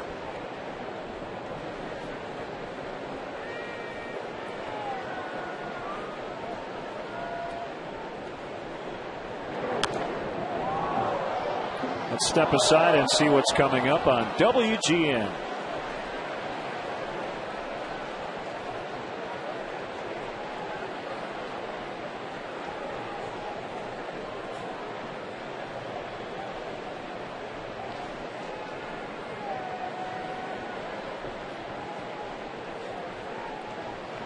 Padres 3, Cubs nothing. Tom Gorzelani against Adrian Gonzalez. Long at bat here. And it results in a base hit. Tejada around third. Bird's throw cut off by Nady. 4-0, and that'll be it for the starters. Lou Piniella has come out, and he's asking for the right-hander Bird.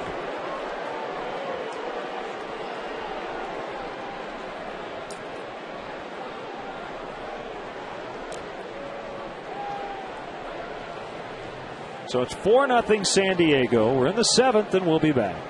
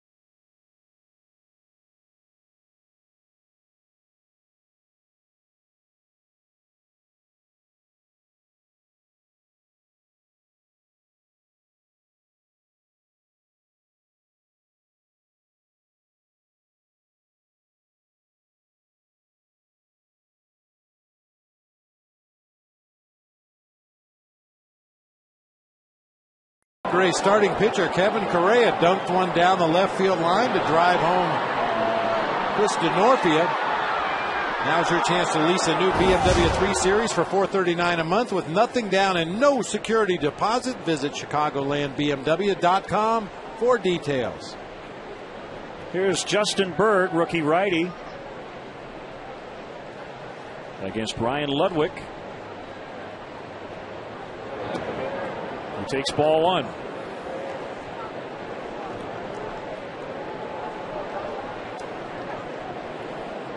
Sac fly made it 2-0 in the 6th. As Ludwig knocked in Tejada, who has scored twice tonight. Ground ball not hit that hard, so only one play. Barney, nice off-balance throw to Nady for the second out.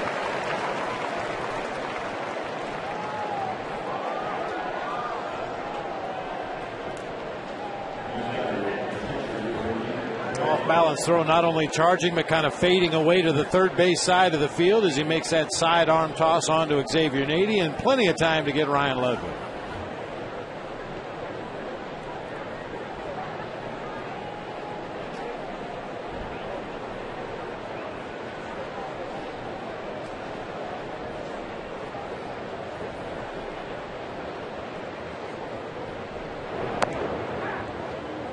One strike on Torrealba.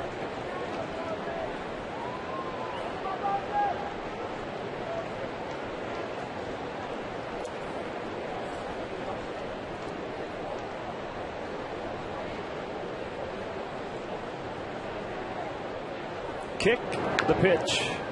Bounced foul. Justin Berg with a heavy sinking fastball.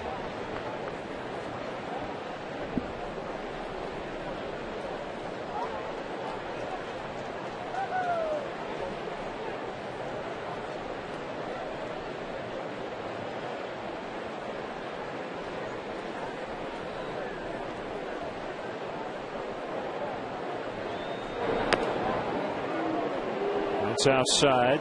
1-2. Ron Santo will conduct the stretch tonight.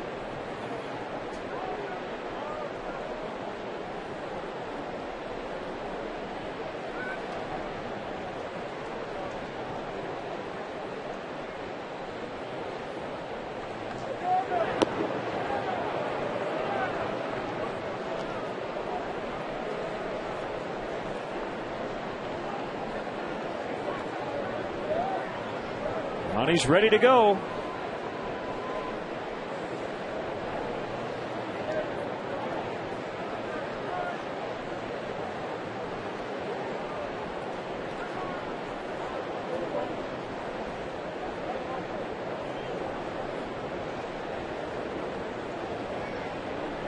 The pitch just missed. 3-2. Ronnie's still keeping score. He seems to be very focused on singing right now. He'll catch up later. He's got people for that. It's easier to sing with your glasses off.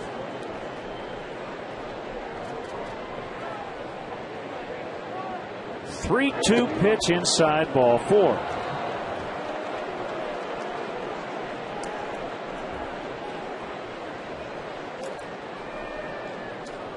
Here's Chase Headley on his much stronger side of the plate as a lefty.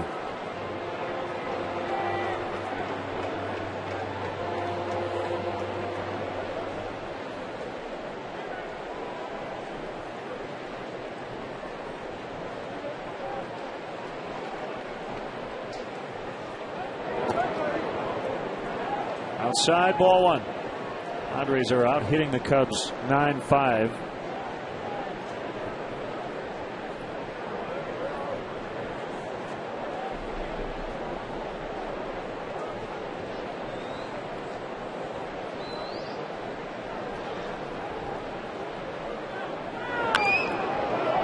Another base hit. Gonzalez is going to score. The throw goes to third, cut off by Barney. 5-0. A 3 spot here in the 7th.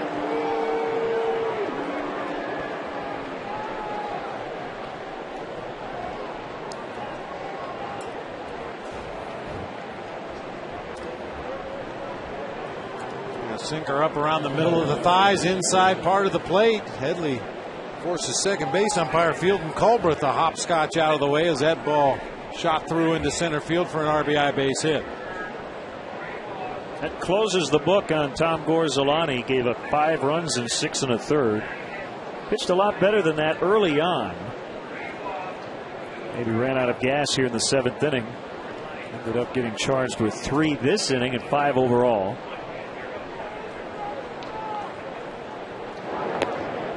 Low and outside to Scott Hairston on a slider. Hairston, the 8th Padre to bat in this inning.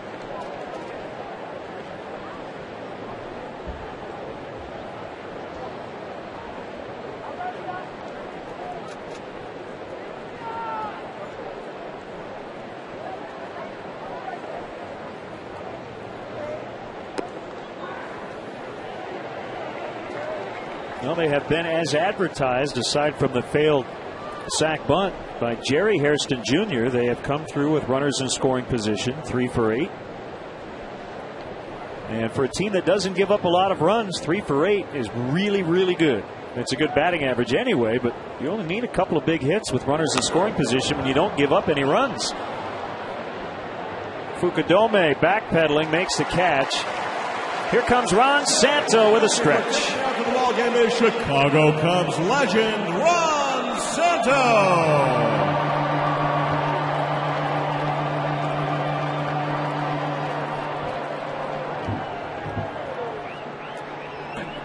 A 2, a 3. Me out to the ball game. Take me out to the ground. Buy me some peanuts and cracker jam. I don't care. Look for the hobby. If they don't win, it's a shame for it. Out at the old ball game. Yeah. Let's get some runs.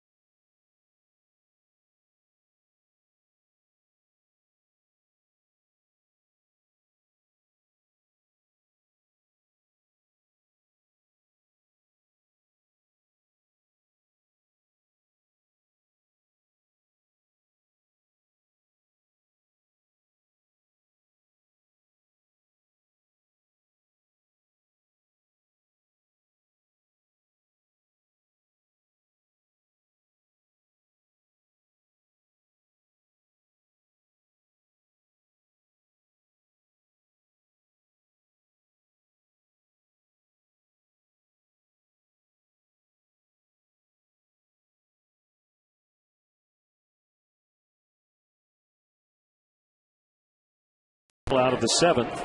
When you make the final out late, you are vulnerable to that double switch. Well, it actually works out perfectly for Bud Black, bringing the new pitcher and leaving Tony Gwynn in the game. He usually pulls Scott Hairston for defensive reasons late in the ball game anyway, but just because of the way the lineup rolled over, it worked out perfectly for the Padres. Gregerson got some cheers when he was announced here. I'm sure he has a lot of family and friends in attendance. He was born in nearby Park Ridge, attended high school in Morton, Illinois, which is near Peoria, and he went to St. Xavier University, located here in Chicago. One ball, one strike. Slider mania right here. This guy throws almost 55% of his pitches are sliders. Complements that with a sinking, tailing two-seam fastball, and that's pretty much it. That's all you need as a setup reliever in the bullpen. If you can command 2 pitches, keep him down in the zone.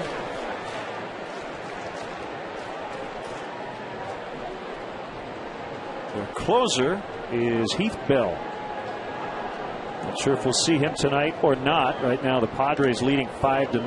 That got a piece of Torey Alba.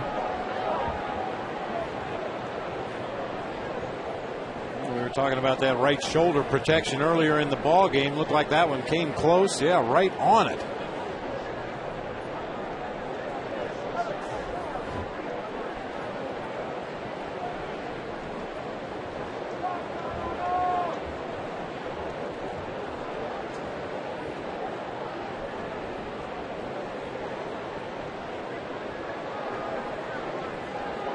Catchers are a rare breed. So tapping on his helmet, swing and a miss. Got him on the slider. It's not a bruise, it's a merit badge. You knew this was coming at some point in this sequence. That slider off the outside corner, low and away. Look where he set up. Yeah, Torrey Alba's over in the left-handed batter's box. I don't know if I've seen a catcher set up that far outside. His glove was a foot off the plate. Part of it might have been wanting to get out of the way of another foul ball. Yeah, look where he's set up. Only his left foot is even in the catcher's box. Which a good 6 to 8 inches off the outside corner and moving further away. Blake DeWitt with one out. Fastball off the outside edge.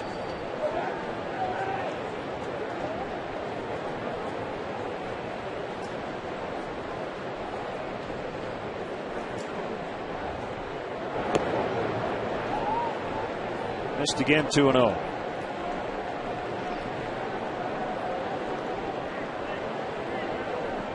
Cliff Lee gave up 6 tonight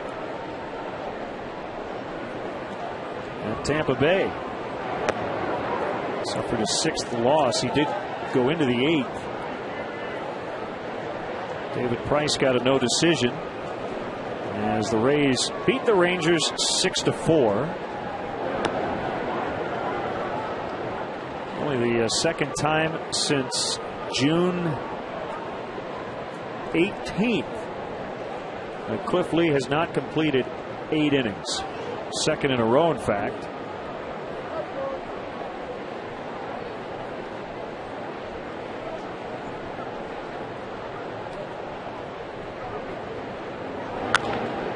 Ground ball, base hit into right.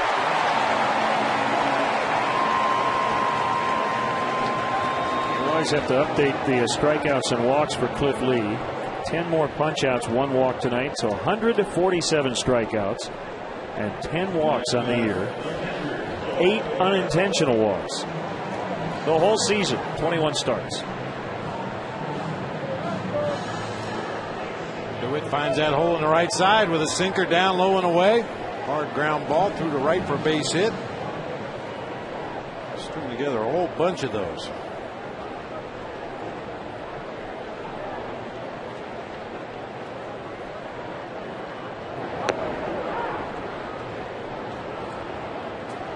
Dodgers got 2 in the 8th. And they're trying to close out the Braves 3-2 in the bottom of the 9th. Octavio Dotel is on. The Braves have the bases loaded, a run in, and only 1 out. Dotel in for Hong-Chi Kuo. Jonathan Broxton is not the Dodger closer anymore. Taken out of that role a few days ago. Hill taps. And a slip by Gregerson, and he still got him. Fell to his backside, but the throw is right on the mark to Adrian Gonzalez.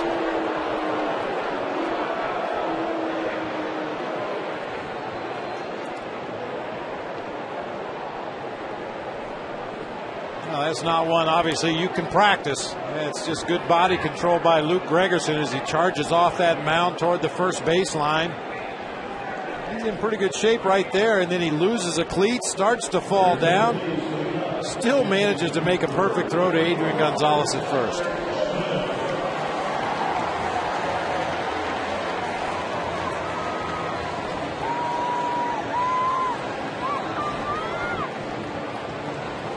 Now Tyler Colvin pinch hitting for Justin Bird. We're going to see Andrew Cashner in the 8th.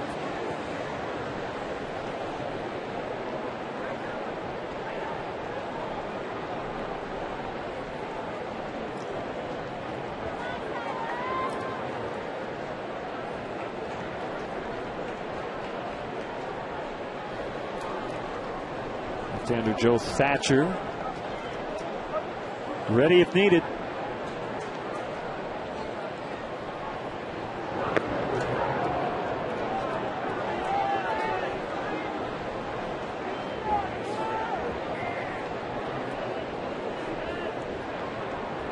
A very good year for Tyler Colvin, working on a strike zone judgment. That's the biggest thing for him at the plate. He's hit for excellent power, leading all rookies in home runs.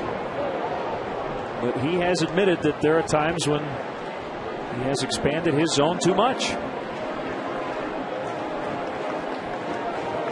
We say it all the time, Bob. I mean, there's video on every pitch thrown in the major leagues. There are no secrets.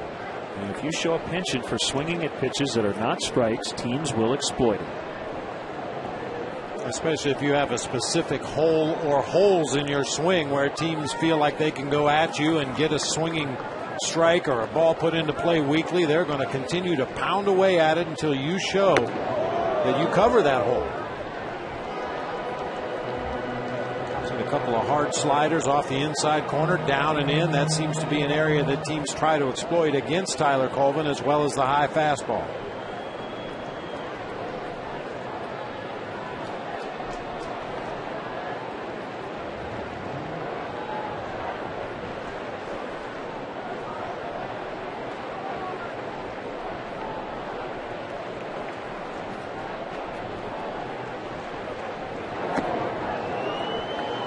You get a command pitcher like Luke Gregerson, he's going to continue to pound away at that area. Well, granted, pitchers are human. They make mistakes. Occasionally that slider will stray out over the plate a little bit too far, and that's a pitch you can get a pretty good swing on. But when you face a guy that hits his spots consistently, they're going to make you prove that you can get to that ball.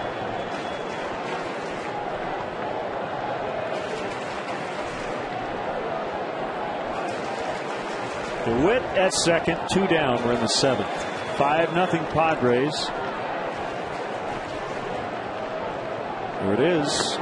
First time he's gone away in this at bat. 3-2.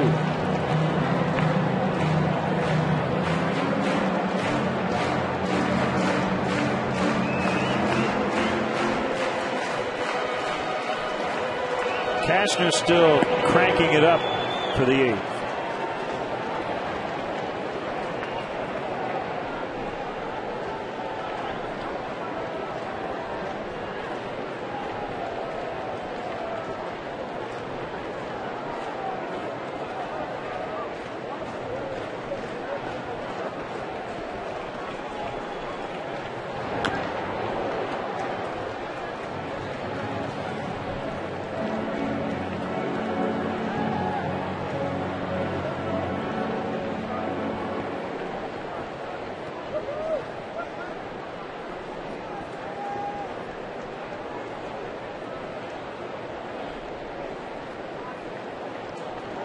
Ernesto Frieri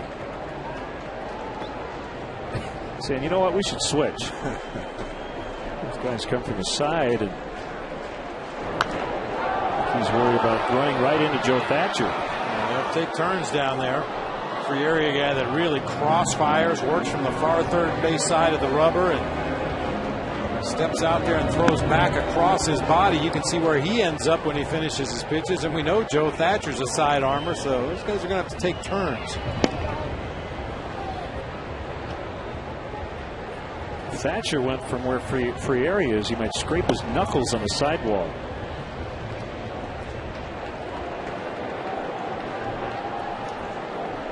Another 3-2 from Gregerson. Inside, ball 4.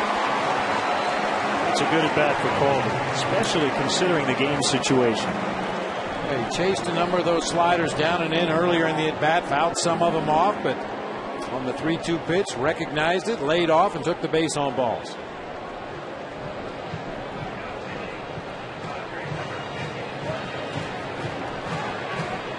So it will be Joe Thatcher, and the question is, will Kosuke Fukudome be the batter? We'll find out when we come back.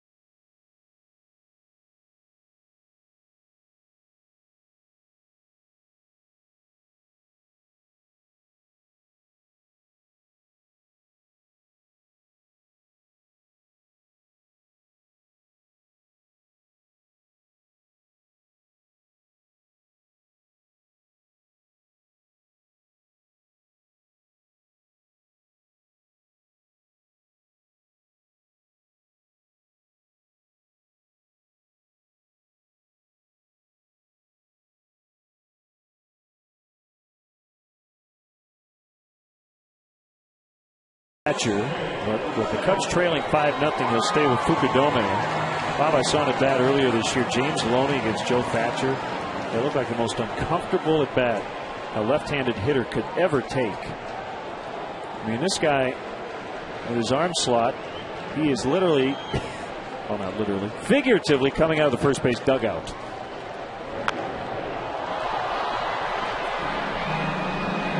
And another guy that's a two-pitch pitcher, fastball slider from that very low three-quarters arm slot. He too throws across his body. Tough for a lefty to hang in there. Almost half the at-bats the left-handed hitters have had against Joe Thatcher this year have resulted in strikeouts. Over his last 16 outings, he's allowed 1 hit in almost 9 innings, 14 strikeouts. He's allowed 1 run on the road all year.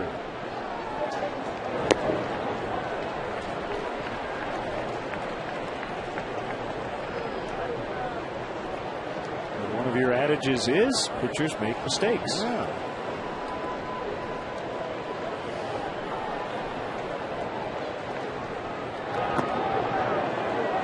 Outside corner. That's the one. As a left-handed hitter, when that ball leaves his hand, you think it's going to be behind you. And then the thing sweeps all the way across the plate, ends up on the outside corner.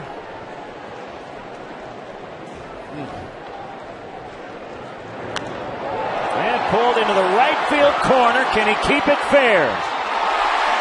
It is fair. And the Cubs are going to get 2, and Kosuke has a double on a 1-2 pitch. It's now 5-2.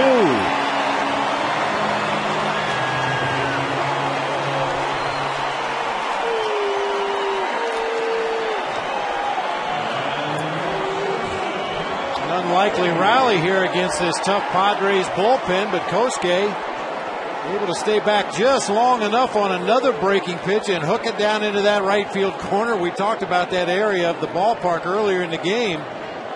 Not easy to keep it fair down in that corner, but Kosuke does and drives home a couple of teammates. And that'll be it for Thatcher.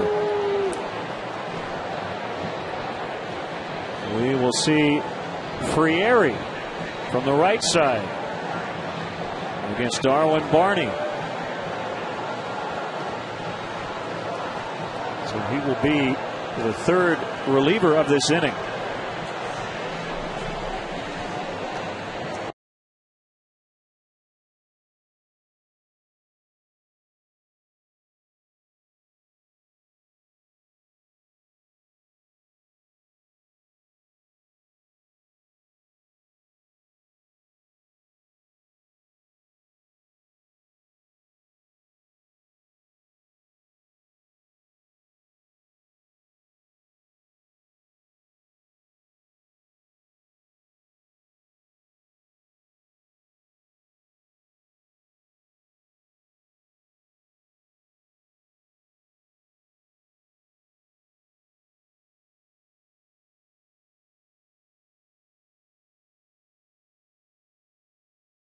Back to 2003, he's averaged exactly 1 strikeout per inning pitch. 548 minor league innings, 548 minor league strikeouts.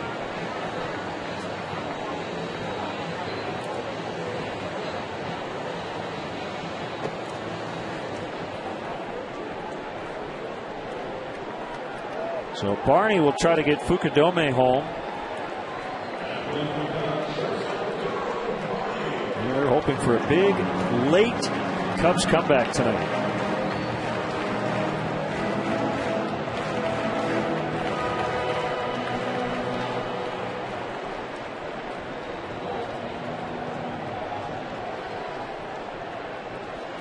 Barney with his 2nd major league start, his first at short, and a fly ball to deep right, but Ludwig with a beat on it, and he has it, and that's the inning.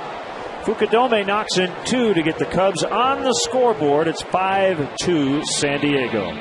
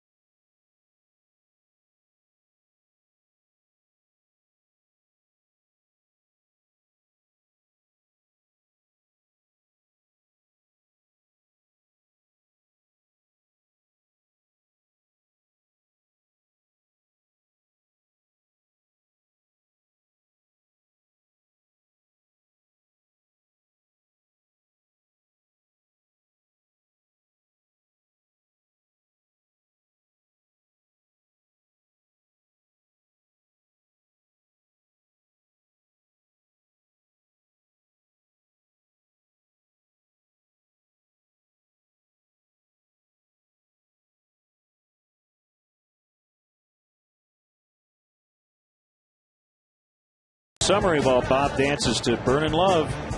Miguel Tejada coming over from the Orioles. Adding some veteran presence to that lineup. 3 hits, 2 runs, and an RBI tonight. Tom Gorzolani got into the 7th, but charged with 5 earned runs. Visit your Honda dealer. Test drive a 2010 Honda CR-V.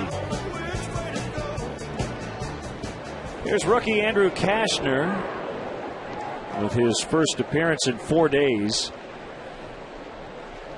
Suffered the loss at San Francisco last Thursday. 1-1 the count on Chris Denorfia.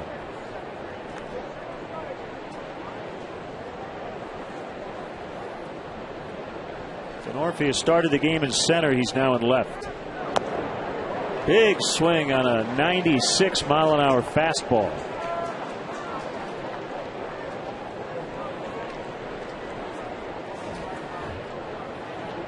In an odd kind of way, Len, I think Andrew Cashner's better off pitching high in the strike zone. 98, but Denorfia smacks it the other way for a base hit. You have to work a lot harder to get on top of a 98-mile-an-hour fastball when it's letter high across the top of the strike zone than you do if that same pitch is down. Hitters can just drop the barrel of the bat on the ball, as Denorfia did right there, and shoot it through into right field.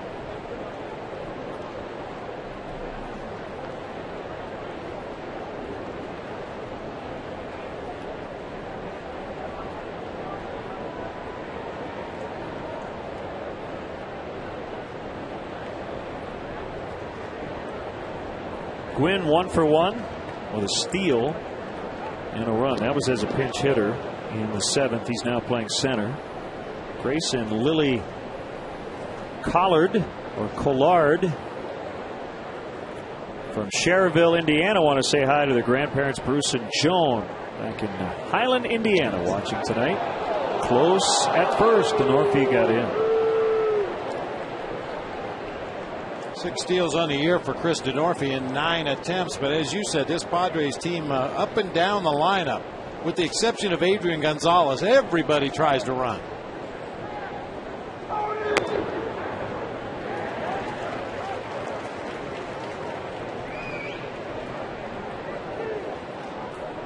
Congrats to newlyweds Nick and Amy Pepper here at the game tonight. They got married on Saturday.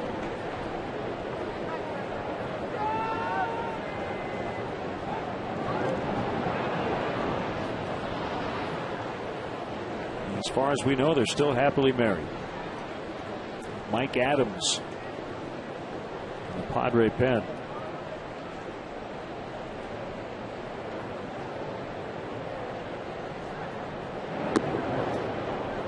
One ball, one strike.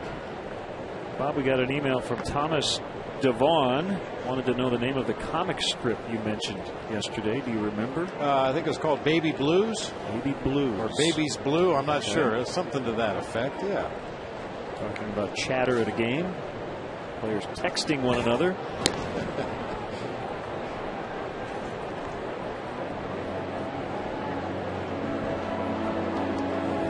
Go to the sports page first on Sundays, then the comics.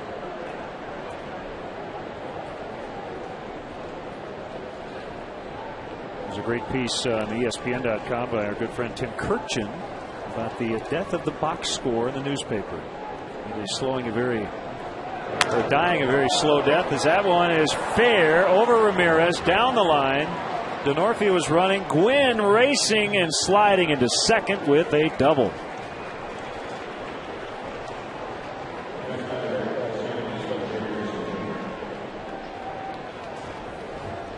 Padres playing a little hit and run here. Tony Gwynn just dunks this ball over the head of Ramirez into shallow left field.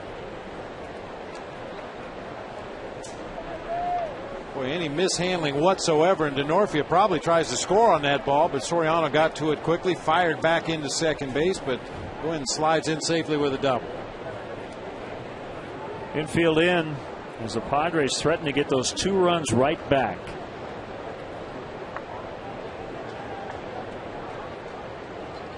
Tim Kirchin, for the better part of 20 years, clipped every box score and put him in a book every single day.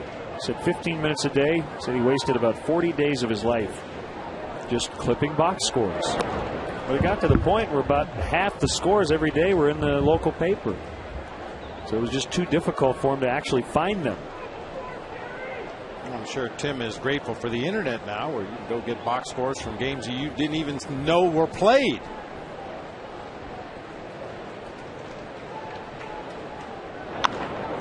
Cue shot to second. That'll keep the runners right where they are. And yes, Tim does know that the internet was invented, but he was old school in that regard. But he finally stopped this season clipping those box scores. Well, when I was a kid, first thing I would do when I would go to school is I'd go right to the library, grab the paper, and look at the box scores. Go where?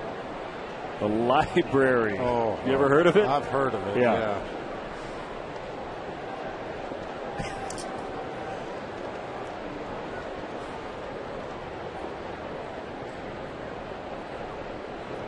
Infield still in against Miguel Tejada.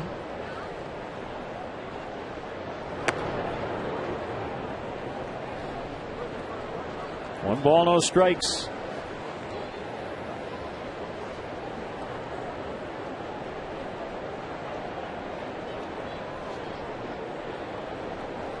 Library's a great place to take a nap. It's always so quiet.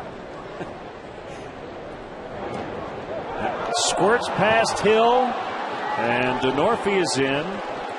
Gwynn to third on a wild pitch by Cashner.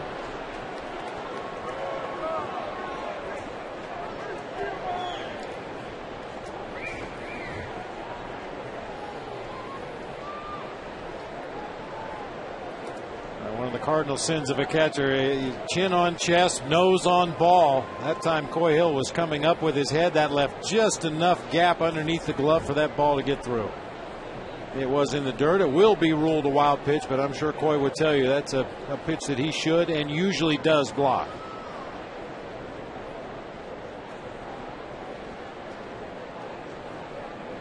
(6-2) and it's 3-0 on Tejada.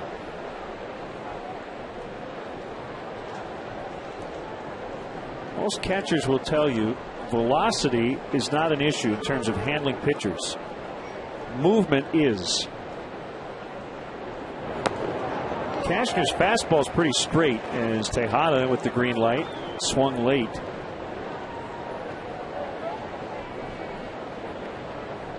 Three and one.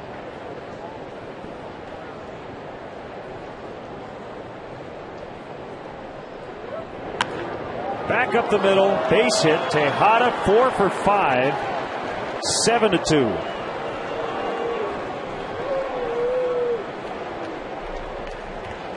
He has put on a show tonight.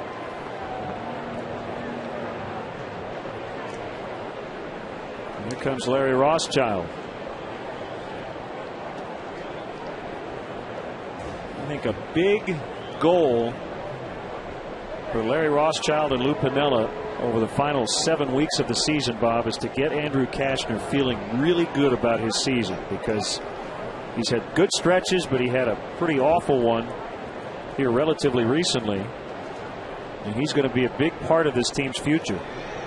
And he definitely has late inning relief pitcher stuff. I mean, the fastball sits in the high 90s. The slider's a little bit of a work in progress. He's thrown some good ones. He's thrown some shaky ones. Same thing could be said for the changeup, but anytime a guy can pop a fastball in there at 98 miles an hour, I think confidence becomes the question. And this is probably the first time in his baseball career that he's ever bumped up against any kind of adversity.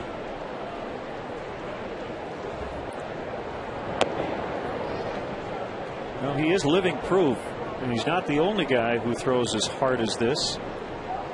Major league hitters can hit 98. They can hit a fastball at 99 or 100.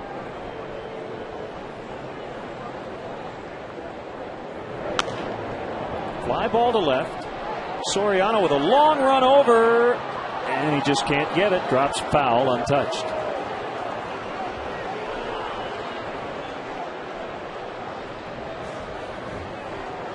And deep and a little bit over toward the gap in left center field, just too far for Soriano to get there. And then you also have to deal with that bullpen mound as you do get close to the baseball. Gonzalez is one of those left-handed hitters that as a left fielder you have to play him like a right-hand pull hitter. He's got that kind of opposite field power.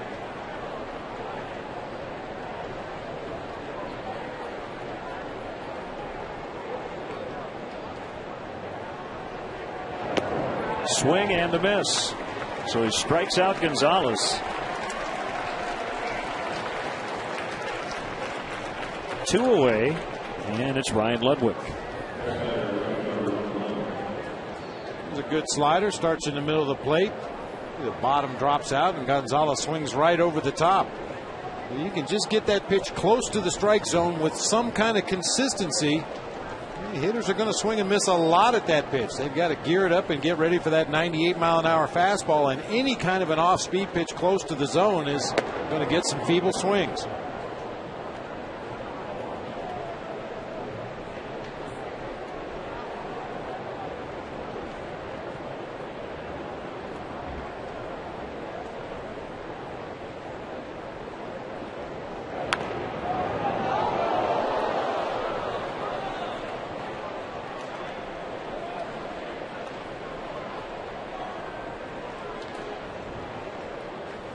Dodgers gave it up in the ninth. 3 runs for the Braves to win it 4-3.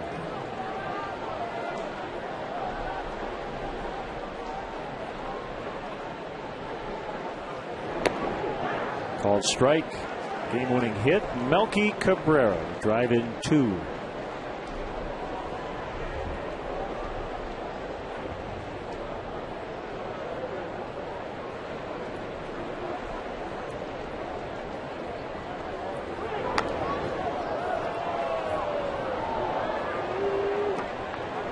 '69th win for Atlanta.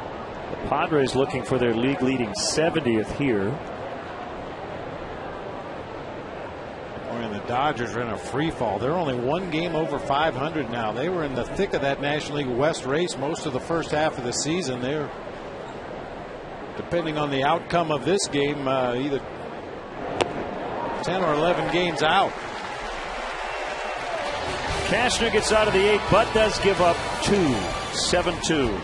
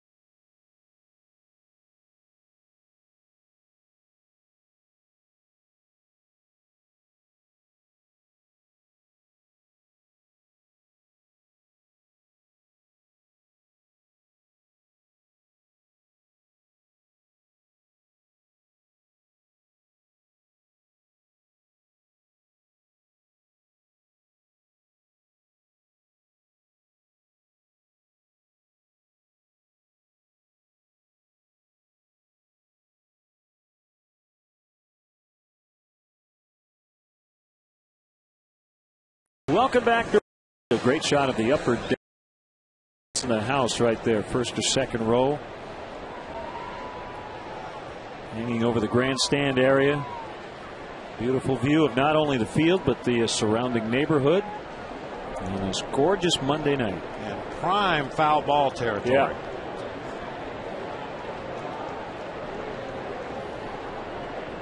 Bottom of the 8th. Frieri still in at crossfire action. A strike on a fastball to Marlon Byrd.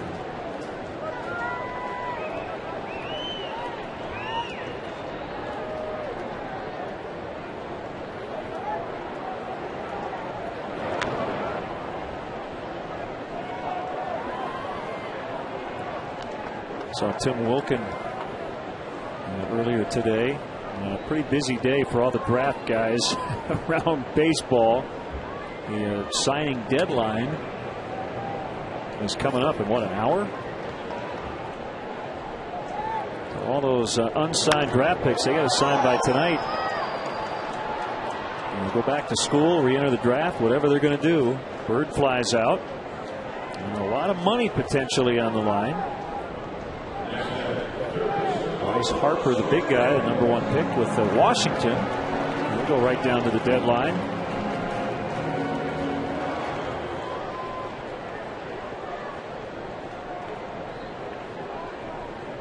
Scott Boras representing Bryce Harper. 17-year-old catcher. Nationals want to make him an outfielder.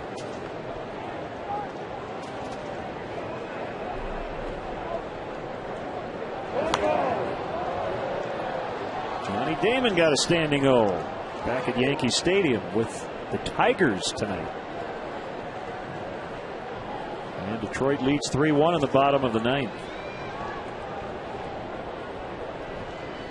Damon, the DH, 0 for 3 with 2 walks. Yankees threatening against Jose Valverde. Inside to Ramirez, 1-2. Pittsburgh beat the Marlins 7-1 to end their 7-game skid and send Florida to its 4th consecutive defeat.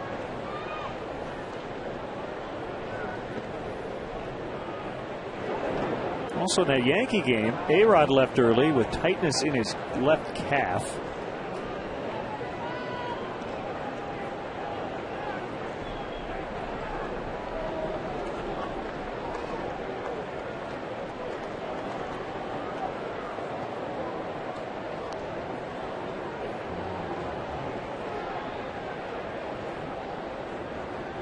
A 2-2 pitch. Popped up down the right field line. Ludwig coming over, might have a play. He does in foul ground. He's played this outfield many times in his career, knows exactly how much room he has. Played that one perfectly. Long strides, meant to cover a lot of ground until he got close to the foul line, and then real short, choppy steps as he got closer and closer. Body under control, eyes on the ball the entire time, and just does make the catch before crashing into the padding down there.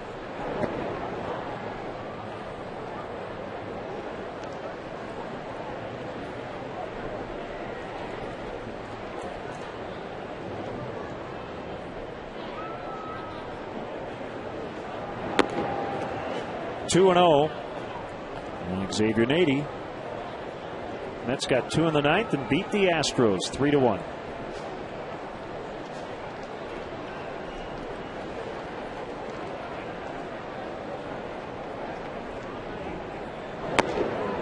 Big swing and a miss.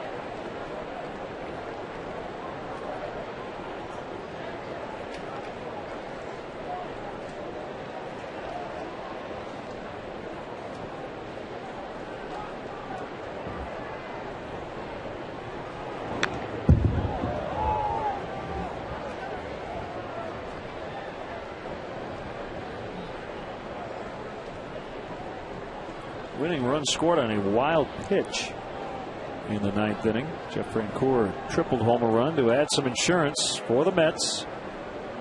And that made Pedro Feliciano a winner and Matt Lindstrom the loser. Sliced foul.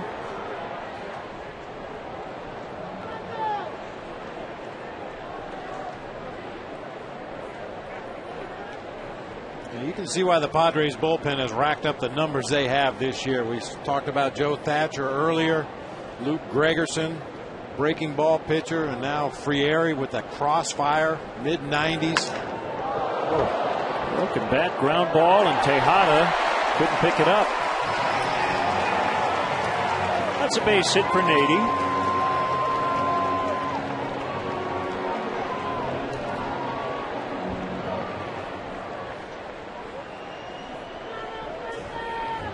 Bad die to Hero.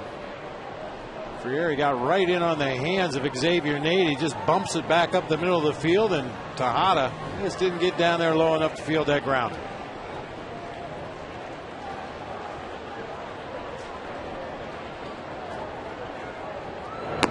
Swing and a miss by Soriano. I think the other thing, Bob, we've seen tonight, which is probably a microcosm of the Padres season, is just contributions from a lot of different people. They got a 6-inning start from their starting pitcher, didn't give up a run, Kevin Correa. Offensively, up and down their lineup, Miguel Tejada in particular with the big night. They have not relied exclusively on Gonzalez or Ludwig.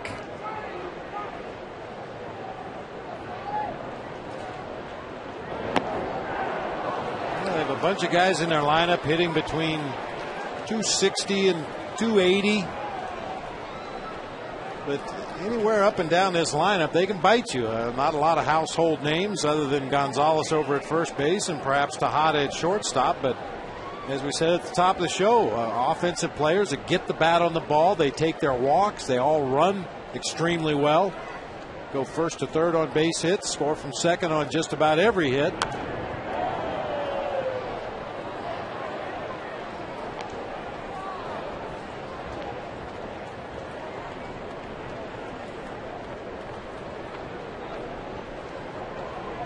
And there's a certain comfort factor for an offense when you know you don't have to score 10 runs a game to win. If you're pretty sure your pitching staff's going to hold down the other team's offense, it doesn't feel like that much of a task to go out and score 2 runs in a ball game, maybe 3 runs and win a ball game. In the case of the Padres, 1 run and win a ball game.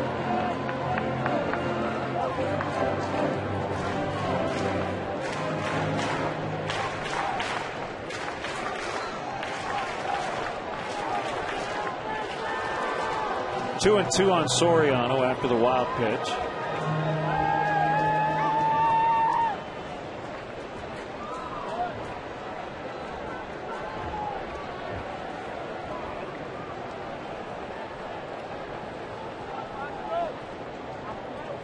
Soriano leaning in.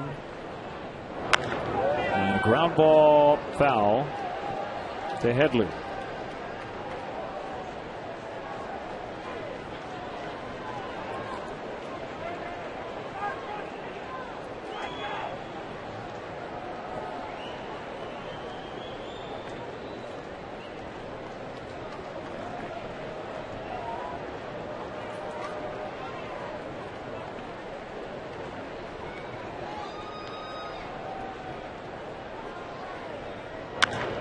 Fly ball well hit. Right center. And it's past Gwynn. Nady scores. Soriano's going to stop at second. With an RBI double to make it 7-3.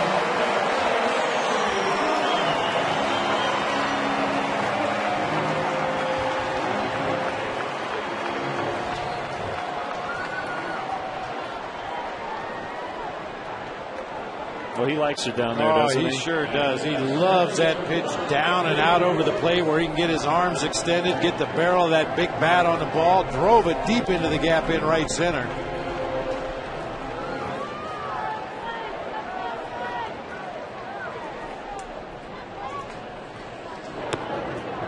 Called strike on DeWitt. So they've gotten to this bullpen for 3 over the last 2 innings. Unfortunately, still trail by 4.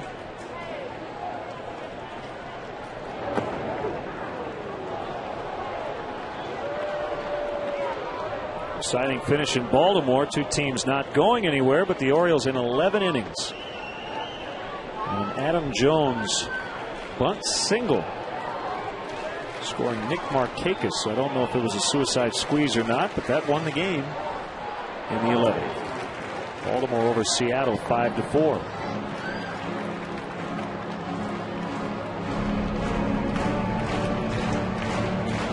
Mike Adams up for the second time.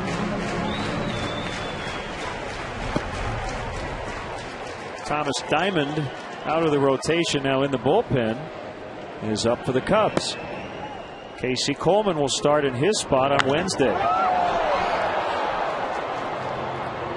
Deep but foul for DeWitt.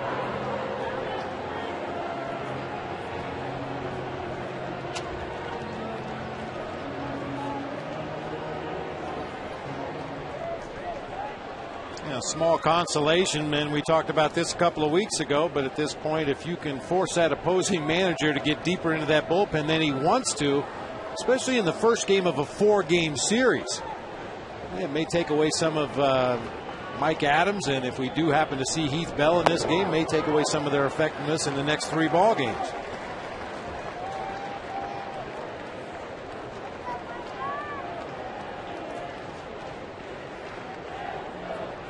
I mean, ideally, as a manager, you take a lead in a ball game and you think to yourself, well, boy, I'd love to stay away from my #1 setup guy and my closer today.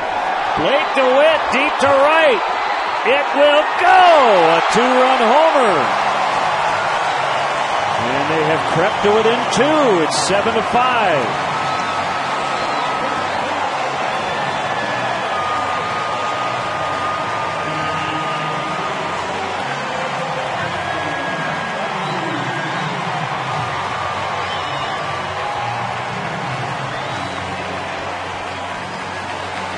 DeWitt hit a long foul ball down that right field line.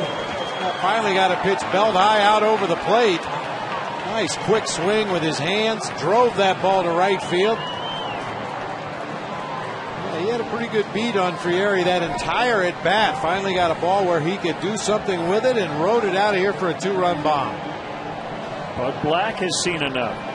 3 consecutive 2-out hits.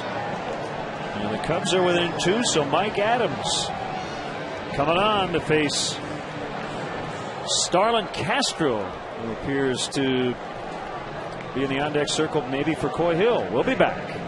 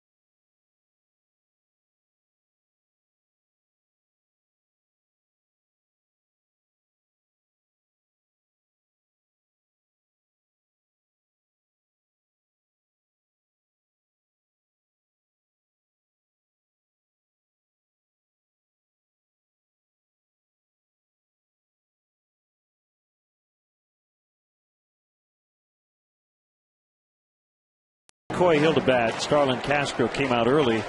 He would hit in the pitcher's spot if Hill reaches.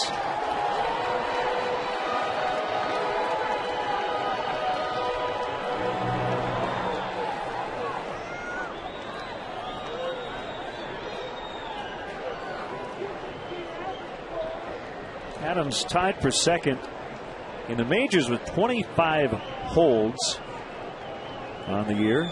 Stat a lot of people look at for setup pitchers.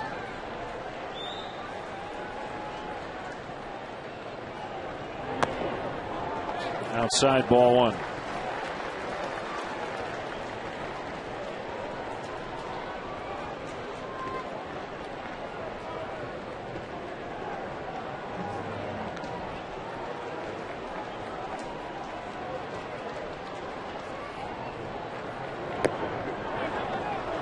One and one. Cubs have gotten it done against the top relief corps in the majors. James Russell has joined Thomas Diamond. All 5 of the Cubs' runs coming after Kevin Correa was out of the game.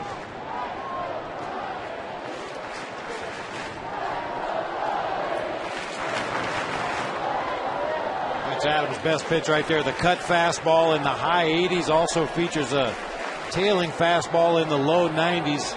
Rarely throws a breaking pitch or an off-speed pitch. Just 2 different fastballs moving 2 different directions. Adams has been lights out since coming back from shoulder surgery. 37 games last year. With a 0.73 ERA. He was on the DL twice because of the shoulder. And that'll end the 8th. Called strike 3 on Coy Hill. But Blake DeWitt with a 2-run homer. That followed the Soriano double, and it's 7-5.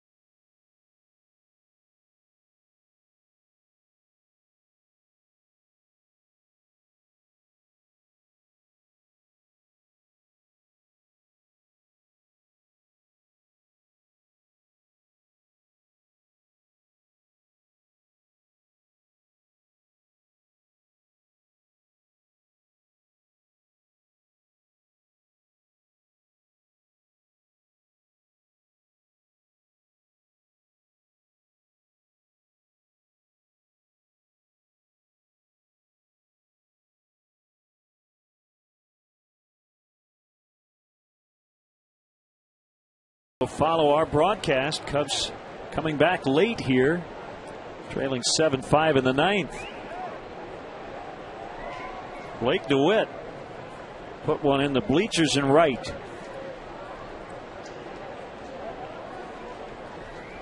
Okay, the key here, Bob, is a 0 just under that 9. Give the Cubs a chance in the bottom of the 9th. Cashner warmed up.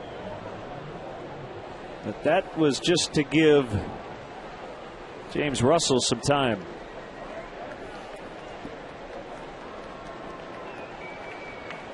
So it will be the lefty Russell against Yorvit Torrealba here in the 9th inning.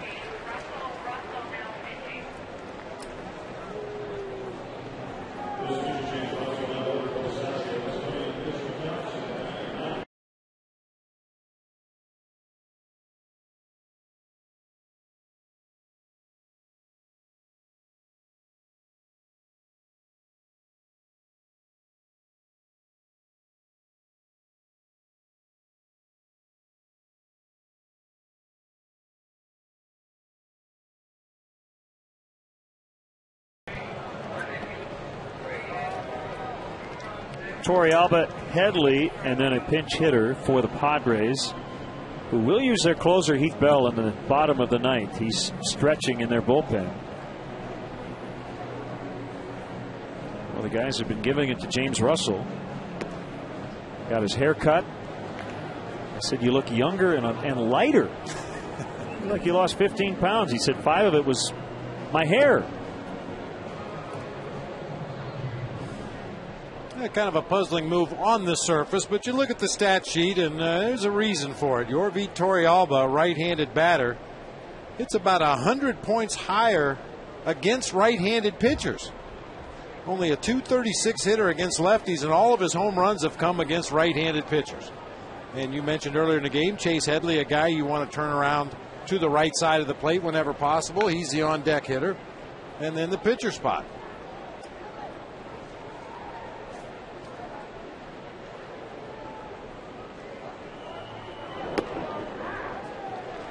Breaking ball for a strike.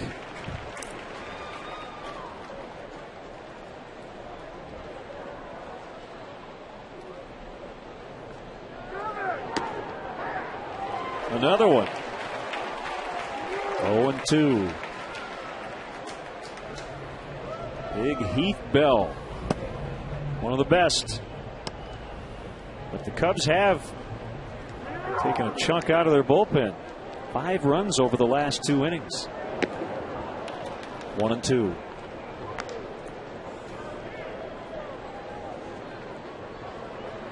Their other catcher is Nick Hundley. Only righty available off the bench, although they do have a switch hitter, Everth Cabrera. Way out in front. That's foul.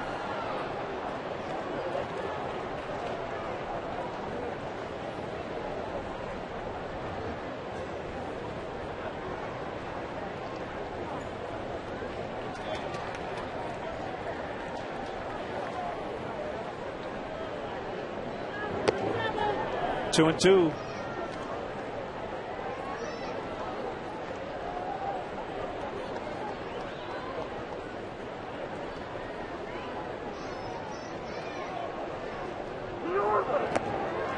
He struck him out on a fastball.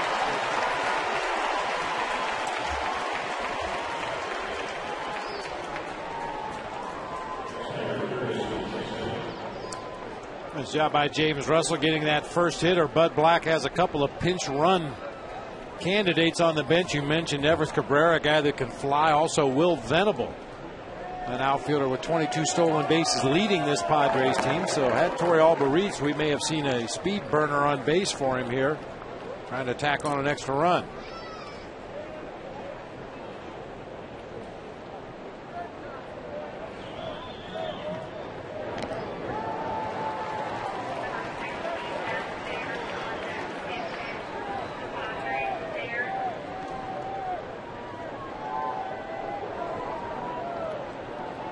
Matt Stairs, former Cub, on deck. 1-2 on Headley.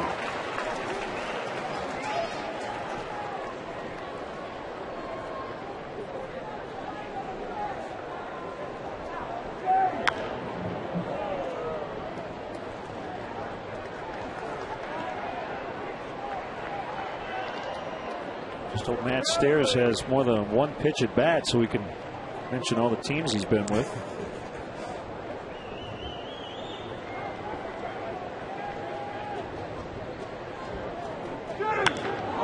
Drilled out into the gap for Headley. That has double written all over it. And it gets stuck in the ivy. Bird's actually going to pick it up.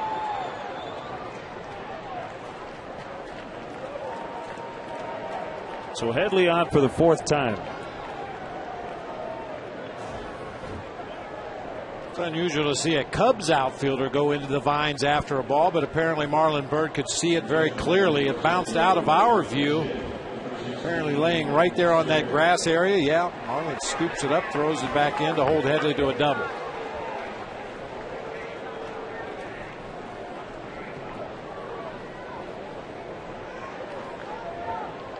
Okay, you ready?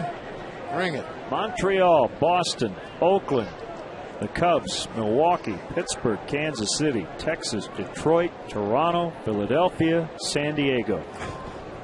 Is that all? A record-tying 12 major league teams for Matt Stairs. That's his career.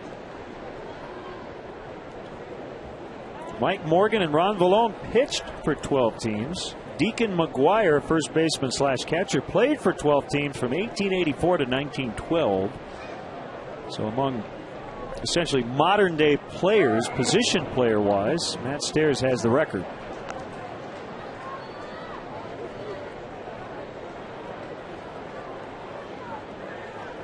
And if James Russell, I don't care if it's lefty righty, if he makes a mistake with the wind blowing out, Matt Stairs will hit one about 550 feet. That's what he tries to do every time he lets that bat go. This is not a controlled swing.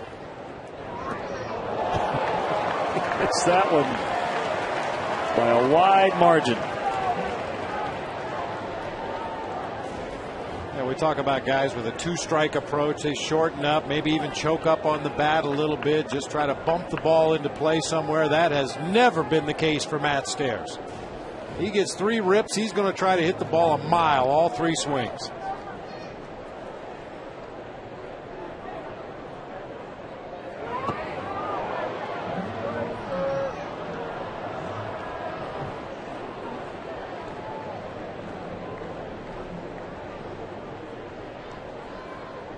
And the winner, Matt, is an assistant high school hockey coach in Bangor, Maine.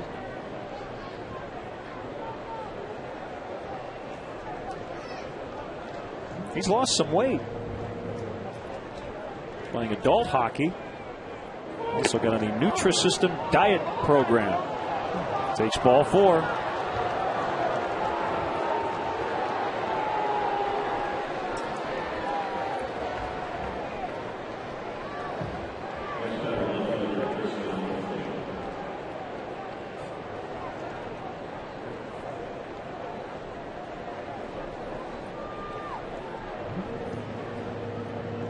Two on, 1 out. It's Chris Denorfia. 2 hits and 4 tries and has scored twice.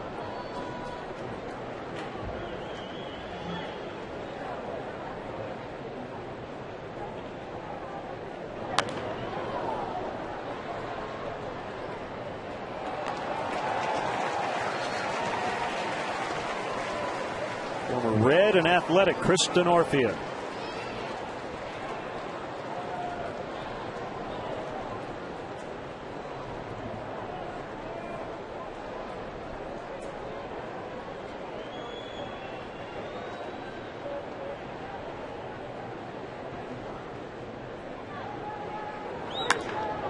Fly ball, Bird and Fukudome chasing after it, but it's going to score a couple. Headley and Stairs are in. It's a triple for Denorfia. Every time the Cubs come back, the Padres answer 9-5.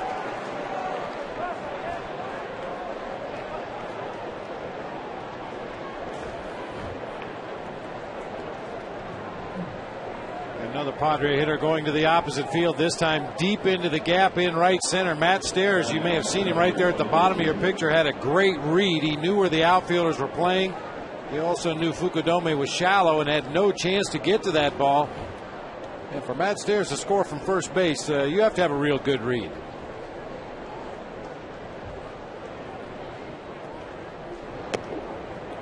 High ball 1 on Tony Gwynn. So the Padres were shut out over the first 4 innings. They have scored in every inning since.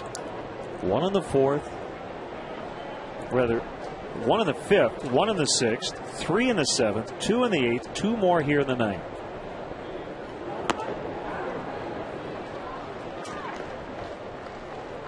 It has not been a fun night to be a relief pitcher for either team.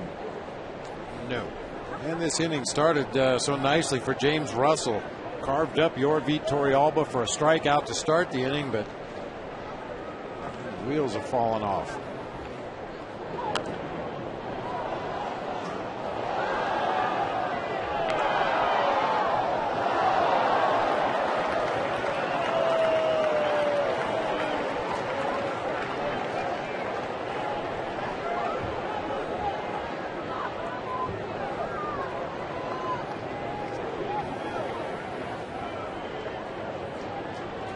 Two teams have now combined for 25 hits.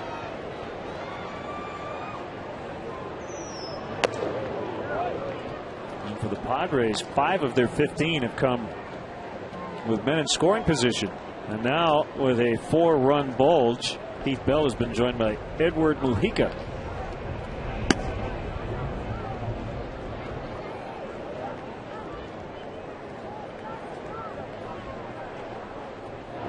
Swing and a miss. Strike 3.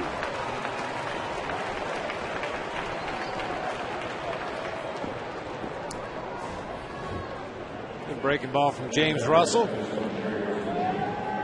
Kept it down on the outer part of the plate. Looked like Gwynn may have injured himself on that swing. Kind of reacted awkwardly. It just turns and walks back to that first base dugout.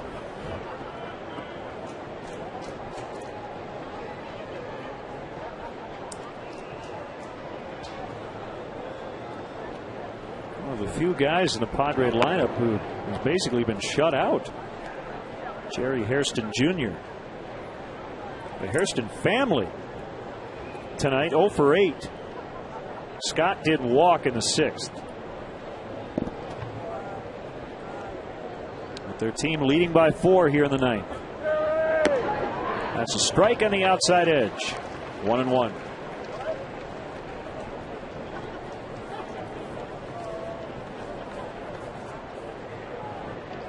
Tomorrow night, Randy Wells will go for the Cubs. John Garland looks for his 12th win. For the Padres, Casey Coleman will make his first major league start Wednesday night against lefty Clayton Richard. Here's one of those hard hit foul balls you were talking about earlier. Just for old time's sake. Yeah. We'll have a good matchup Thursday. Carlos Zambrano and Matt Litos here on WGN. Yeah, we saw a lot of this when Jerry was a Cub. Yeah, well struck, but on the wrong side of the white line.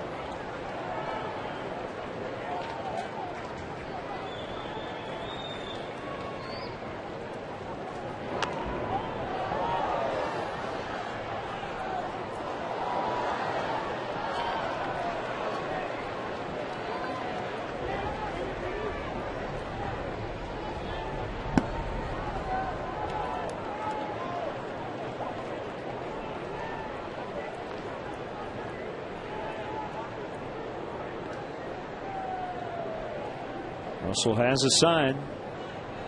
Going to go away here. Pitch was over the plate but low. 2-2.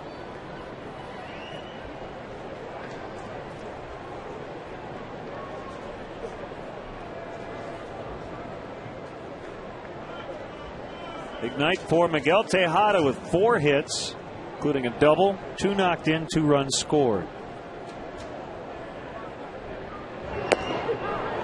Called strike 3, inning over. The Padres had 2 big insurance runs. And it will be Heath Bell in a non-save spot when we come back.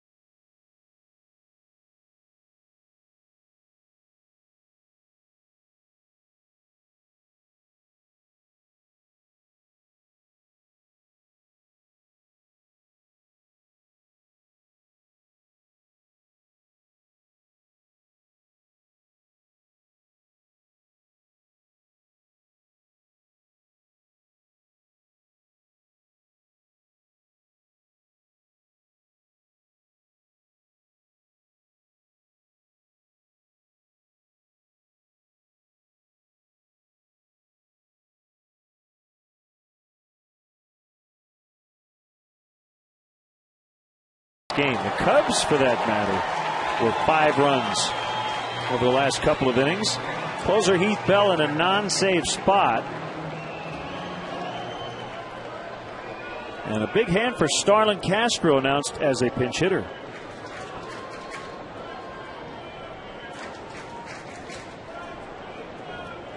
Bell has been terrific. And again, not a save opportunity, but he has saved his last 22 chances. 1 strike on the kid, who's had a fantastic rookie year. First pinch hit appearance of his career. As you mentioned earlier, he's only missed 1 ball game since being called up here to the major leagues, so his first opportunity to go to the plate as a pinch hitter.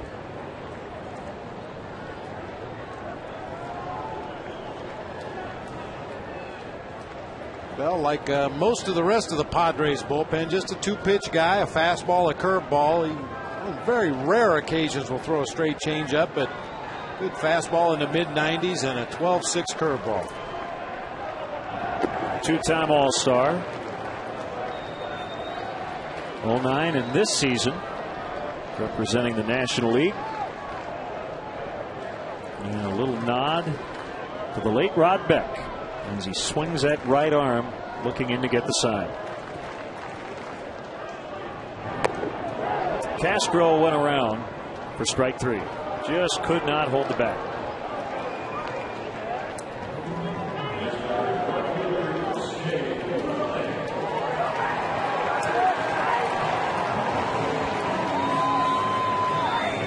Fukudome with a good night. 3 hits, including a 2-run double off a very tough left-hander, Joe Thatcher, in the 7th.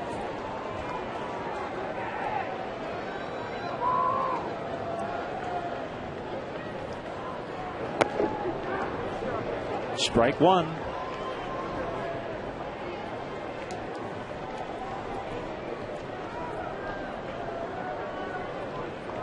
Of course, when Trevor Hoffman was a longtime Padre closer, they would play Hell's Bells by AC/DC when he would come into the game. I don't know why the Padres didn't enlist Weird Al Yankovic to do a spoof of that song and call it Heath Bell. Oh, very nice. I think it would have worked.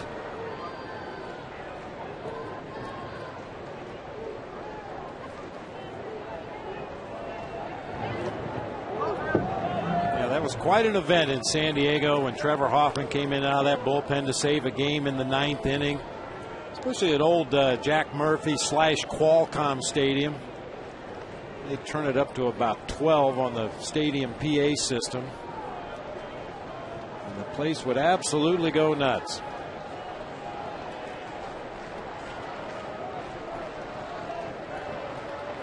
The 1-2 pitch called strike 3. Back-to-back Ks for Bell. Comes down to their final out.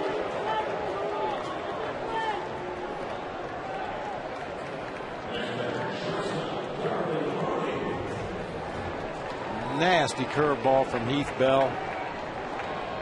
Right in the middle of the strike zone. Kosuke quit on that pitch early. He was expecting something considerably harder than that from Heath Bell.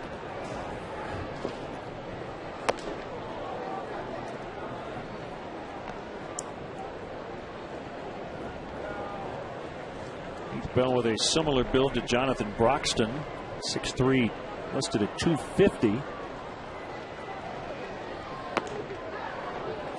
He has been pumping strikes, 1-1 on Darwin Barney.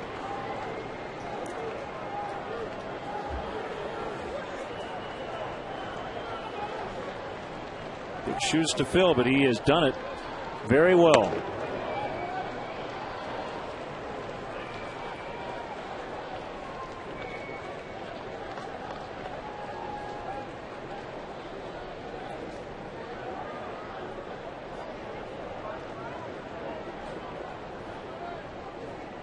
Kick, the 2-1 to Barney.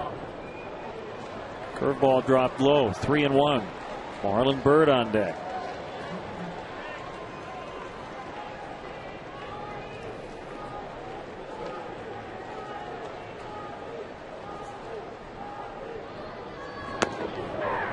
fastball to make it 3-2. So a full count with 2 down, nobody on. Cubs trailing by 4 here in the bottom of the 9th.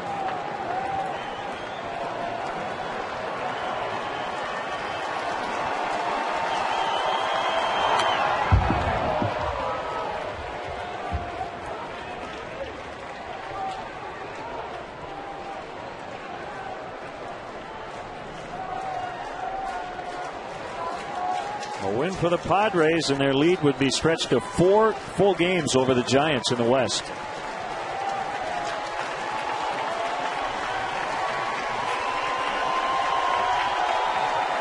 Another 3-2 to Barney, and a deep drive to left, and it'll be caught by Denorfia to end the game. Barney got a hold of one, but flied out to the warning track, and Heath Bell and the Padres beat the Cubs 9-5 in the first of this 4-game series. We'll have more from Wrigley Field in a moment.